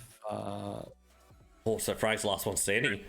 Gone down, so it's just and he's going to be finished off by Smoko there. So it's FBI eliminated in 15th position. Smoko getting the easiest kill of his tournament career. The player that doesn't shoot back or even look. Unfortunate for FBI there. It looks like Project X really the ones that are sort of trying to ride the edge of blue. Exclusive, I think, going for a bit of an insurance policy on this one. Let's see, look how spread they are. Blitz Falcon now goes down to KRB. KRB pushing towards center. So it looks like we've got Blitzkrieg in the other sides. Ego. Trying to get that little bit of extra height. Well, not really trying to get the height, trying to get information where these players are at the moment. KRB getting aggressive on this. They look like they're positioning too. They're in center zone. They don't have to move anywhere. Yeah, no, I don't think they really need to move. Obviously, got a massive dip on that side. Yeah, he's got a little bowl to work with. It's a tough spot though if you get someone pushing along this ridge line though that they can. That's their push point though. Like if you look at the compound that the rest of the team are in, they could even have 2 players in there because they can easily defend the warehouse if need be. But that spot that Buff Boy is in is if a full team rocks up there, they can quite easily get into that warehouse. Yeah, exactly. We've got what else we got happening? Exclusive done to catch up with each other. Obviously, Unravel coming through Los Leones. Unravel. This is how they play, and it remains to be seen like how well it will work for them. Well, they're reasonably high in the leaderboards. So it seems to work somewhat, but will it be enough to get them in the money? Is it cash money? Is what we're going to find out, because we're almost. This is game 5 for tonight. We're almost halfway. To Sin Esports making the move. Looks like they're actually going to be pushing in front of the other guys from F Spades. That looks like they've pushed down to that lower ground rather than taking the fight here. Brazy getting on his bike and getting ready to move. It looks like they're not going to move too far just yet, though. They're going to wait for this next phase to finish. What are we in, phase 3 now? Yeah, so we'll be entering phase 4 very soon. So that'll be hitting the pointy end very, very soon. But Tupu possibly about to have a little bit of trouble as he runs into 13 Steps to Nowhere. He hears the vehicles, 13 Steps to Nowhere, trying to scramble at the moment. And I don't think Tupu is going to be able to get too many shots on here. Be impressive if he's able to get a knock out of a vehicle with the Mini. He's having a look. He spotted them where they've stopped.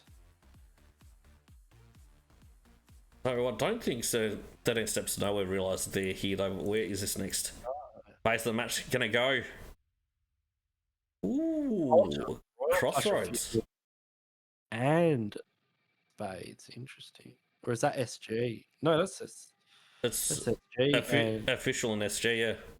Spades still out on the in for the north. No Mercy, if they're fast enough, can get a good little spot as well. Though, depending on where Paradox go, we could see a fight between them very shortly. Surely Paradox will take that short side and go for that high ground. On the eastern side of the zone, there's going to be a fair bit of congestion. Savage pushing up for 13 Steps to Nowhere, about to run into KRB. I think when it finally catches up, we're about to teleport somewhere, possibly. Possibly? No. We've got the good old running man just about happening. Let's jump onto someone else. Hopefully that might fix up. Right, Detroit and Co in center. It's like 13 Steps to Nowhere have managed to avoid for the time being, but it is Royal v Royal. Trying to hold down that center zone. So I got the pistol out. He does too. Yeah, he's been playing with Fates too often. I think he's forgotten he's in a tournament for a moment and he's just gone John Wick. Although he did. I was about to say though, I did see a video title coming out from Bushka saying something about pistols have been buffed pretty hard, but no mercy now in a lot of trouble. Who got left up? Kextras. Got up against 13 Steps to Nowhere. Voyage is up as well. Unsolved is up too. Yep. Names, so that's going to cause trouble for Kextras. He just got knocked. He didn't really have the hit points to work with there. Unsolved able to get a knock while Voyage heals up. Voyage is going to go for the push on this one though. No Mercy can still make this happen. And they do. That's going to be Savage eliminated. That's 13 Steps to Nowhere. Down there.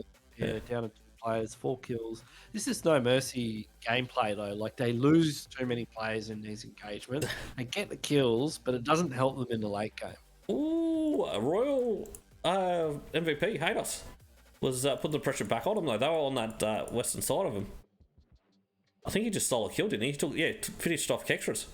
Unravel in a little bit of trouble. That was steal from Spades. Yeah. Now they're looking at 13 Steps to Nowhere, I believe. He's got 0 insights.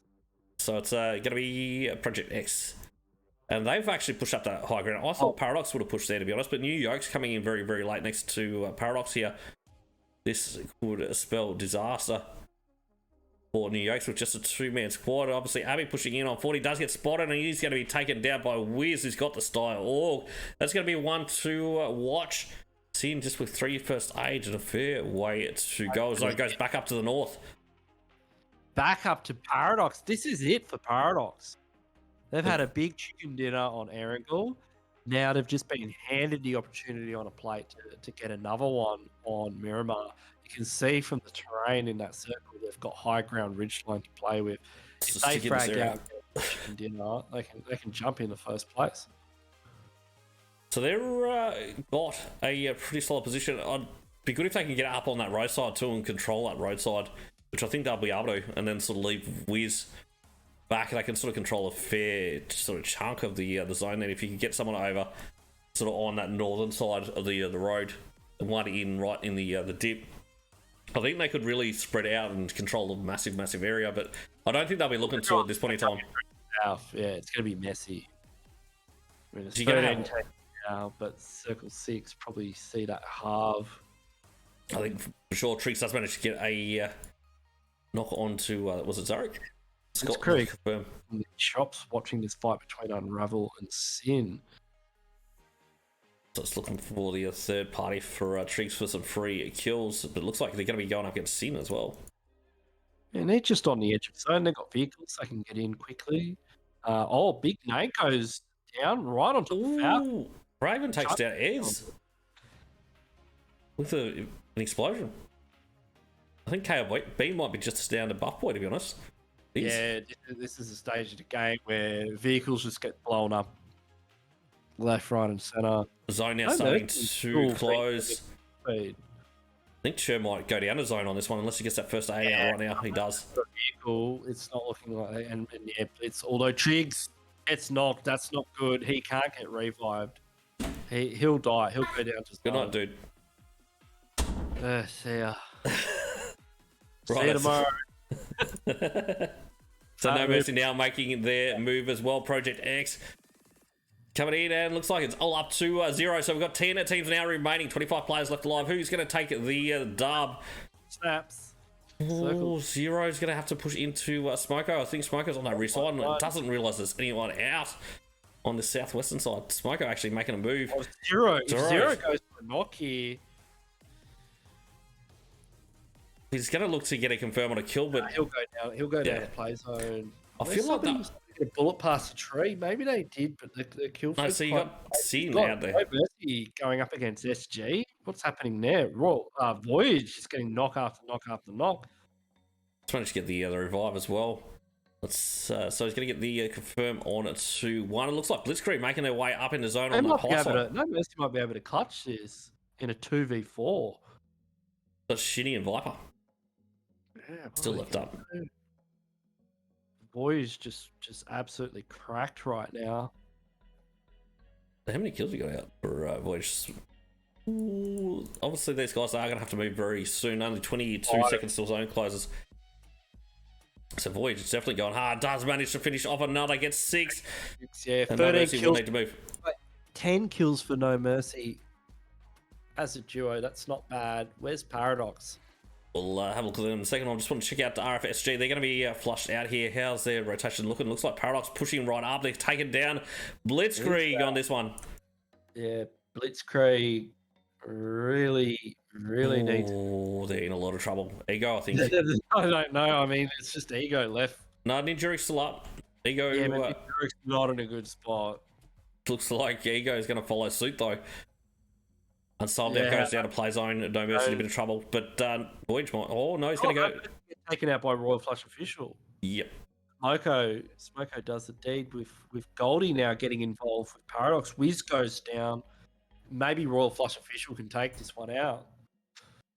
Got an injury outside of zone that will go haven't had a here. Royal Flush Official yet. Would be good to see those guys get up.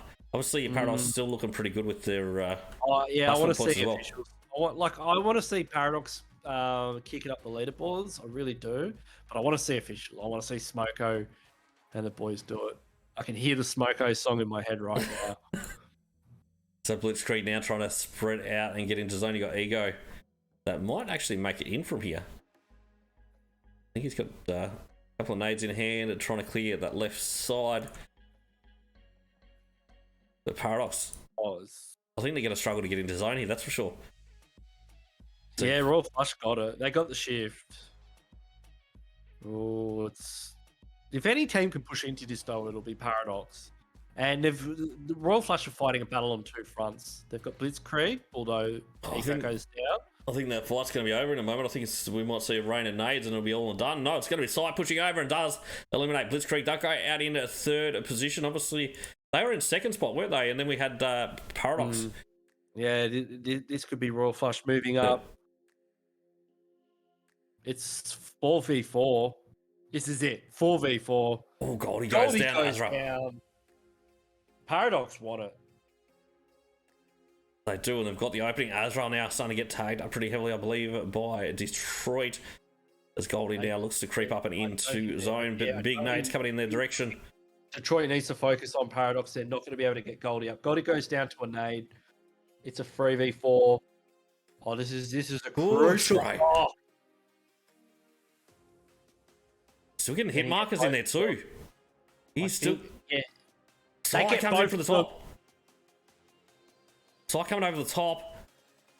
I Sly think and Paradox. Smoko pushing in. Beautiful nades coming in to get the confirm, and looks like Royal Flush officials are going to try and seal the deal with a push. Hey, don't get too overconfident though. They're going to try and seal it though. Gideon They wins. do. Smoko does. I think Smoko obviously getting the finish on there, the double finish. Smoko just coming in from both angles. Smoko 5 kills. Turn it up in the final match of the day. Obviously, we've got the scores coming up in just a moment. 1 second. Let's get that going. Righto. So, Royal Flush officials getting 10 kills. So, Double digits, big kills too. That's what we want to see from Royal Flush. yep, 10 points on the board. Obviously, Smoko grabbing 5 for these guys. We've got Paradox in second position with a total of 6. Not too shy. I mean, look, they didn't have a lot of kills, but this is good for them. They'll have the 12 points off the placements. That's what they need. Yeah, well, No Mercy was getting 10 kills on this one. With Yeah, Lloyd getting 6. No mercy, no surprises in kills from No Mercy. Hazzy went down early, and Voyage and Unsolved picked up the slack. We've got NewYolks going out in 6th position, but I think they were struggling to get into Zone. Project X going out in 7th with Rage grabbing 1. KIB going out on the not on the front page. This one, it's pretty unusual for those guys. They'll go out in 8th. Those shifts were pretty nasty. They were obviously 4 skills going out in 10th. Doesn't seem like there's too many high fragging teams on this one. There's a lot that are sort of 1s and 0s. We've got Exclusive going out in 11th with 3. We've got Royal Flush Spades going out in 12th position with their 3-man squad. They did manage to grab 2. We've got Sin Esports Sequels going out in 13th with 2. 13 steps to nowhere going out in 14th with 1 FBI. Blue going out in 15th position. And looks like that is it. Cool. So I think we didn't have ZATOX in that one, which is unfortunate. No, were they Group D? No, they were great. Group E, which we're playing. Group E missed the first match. We'll have to take their kudos. She'll be right. Righto, let's check. Just kidding. Let's check out Super Weekend. the scores for the 5th game. So RF officials obviously 25 points. You got No Mercy in 2nd with 18, tied up with Paradox. Yeah, I mean, when you get 10 kills, that's what happens. We've got Blitzkrieg in 4th position with 13. RFSG in 5th with 9. NewYolks in 6th with 5. We might switch on over. Saying that, who do you think is... Hold off on the overall standings. Make them wait. Yeah, well... Let us know in the chat who your predictions are for the overall standings, and we'll see who's right. Well, I think we know the leader. Yeah, we know the first. top 3. What are your predictions for top 3? So you can get one right off the bat. Who will be second and third? Yeah. I think that's... my thoughts are, obviously, it's going to be Pain, Para, Blitzkrieg, but who's your 4th? I'm going to be saying officials. Yeah, I think officials have over 25 points. That's a lot. I'm trying to think where they were before. They were in the second half. They could even be 3rd. Yeah, that's a fair point. Well, they could have jumped past Blitzkrieg. I'm going to say top 3 is Pain, Paradox, and Royal Flush officials. Right. Yeah. We'll see who's correct. Let's jump on over to the overall standings. Well, it's not the final standings. Final standings for day 1 anyway. Well, they're tied. They're tied. I think we're both pretty much right then. It should actually be RF officials going above. Oh no, yeah, no, it's RF officials going above with the newest scoring system. Chicken dinner is the tiebreaker. Yeah, so RF officials would actually be in third. Yeah. We've got, so Payne obviously 59, and Paradox getting within striking distance, obviously only 5 points separating. That's quite a few teams now, so we've got 4 teams now in the 50s. Payne will have their work cut out tomorrow if they want to hold on to their first place position. That's for sure. So no mercy in 5th position. That's 41. No mercy were, I think they were like 11th or 12th. Yeah, well, I think they were sort of, most of the games they got consistent sort of points, didn't they? I think maybe one that they got low points. No mercy in a nutshell. Look at their kills and look at their placement points. They've got more kills than any other team, and they've got less placement points than like all the way down to DARKSYDE in 13th place. DARKSYDE has more placement points than No Mercy. That's true. Well, that's pretty unfortunate that ZATOX didn't show up for the last one, considering they were in 6th spot. They're actually sitting pretty well. Yeah, they could be sitting in 5th. We've got obviously 4 skills in 7th there with 34 as well. Great tonight. That's impressive. Yeah, and obviously not far behind Team KIB. And what we've seen, like look at No Mercy and RF just jumping up, and Paradox as well. Like you just need that one good game, and then a couple of consistent placings, and up you go. Yeah, obviously, especially with it being such a short format, sort of over only 2 days, it's one game can really make or break it. But NewYolks in 9th at the moment with 26, tied up with FBI Blue, and Unravel Gaming also with 26. Yeah, got a couple of teams 26. Obviously, C and T in 12th with 24. DARKSYDE in 13th with 23. RFSG having a bit of a tough time with 18, with Sin Esports also getting 18 there in 15th. We've got Yuuno and Friends in 16th with 16 points. Xclusive in 17th with 15. RF Spades in 18 with 14. I'm hoping to see something big come out from those guys tomorrow. And we've got Project X in 19th and 13 Steps to Nowhere in 20th. So and the benefit of this format as well is, like, yes, the top 3 teams get prize money, but tomorrow we're going to see quite a lot of battle because 4th to 10th get a random draw. Exactly. So you just need to make top 10 and you're in it. So... And realistically, any of these teams could jump up into the top 10 in one match. I really like that because you quite often see in these tournaments, people are like, oh, look, I've got no chance of getting a cash prize because I'm not going to make the top 3. But you just need top 10, and top 10 is very doable. Like 26 points, that's one chicken dinner and 10 kills, and it could get any of these teams in the top 10. Yeah, for sure. It was a good idea that Jaeger had to do it. Jaeger's That's off to Jaeger. But right, I think we're just about. Hold on, that's not where we want to be. Obviously, we've got one more day to go. Obviously, that's the end of Super Weekend Day 1. It has been an absolutely smashing stream. It was great numbers. Thanks everyone for coming in. We really appreciate the support. And hopefully we can make this into something that sort of we run every maybe 4 to 6 weeks. I'm sort of more leaning on the 6 week side. I still think probably 4 weeks is that little bit too short, but I don't know. We'll see what everyone's sort of thoughts are, and obviously what sort of support we can get for it as well. But yeah, we'll try and get everyone's thoughts, and yeah, we'll go from there. I hope everyone has enjoyed. If you haven't already, make sure you do smash that follow button. I've obviously got a couple of announcements to do that. I'll probably do it tomorrow because I'm pretty damn knackered. But obviously the UC winners for the 600 UC, and we'll have some more social media stuff going out for the other teams for all us to share. So make sure you do like and share it. Obviously tag Trovo Live, and yeah, if you haven't already, create yourself a Trovo account and chuck us a follow. And yeah, I think we'll see you guys tomorrow. Probably leave you guys with some highlights if you want, or yeah, we'll leave it with some highlights for just a few minutes. All right, thanks everyone.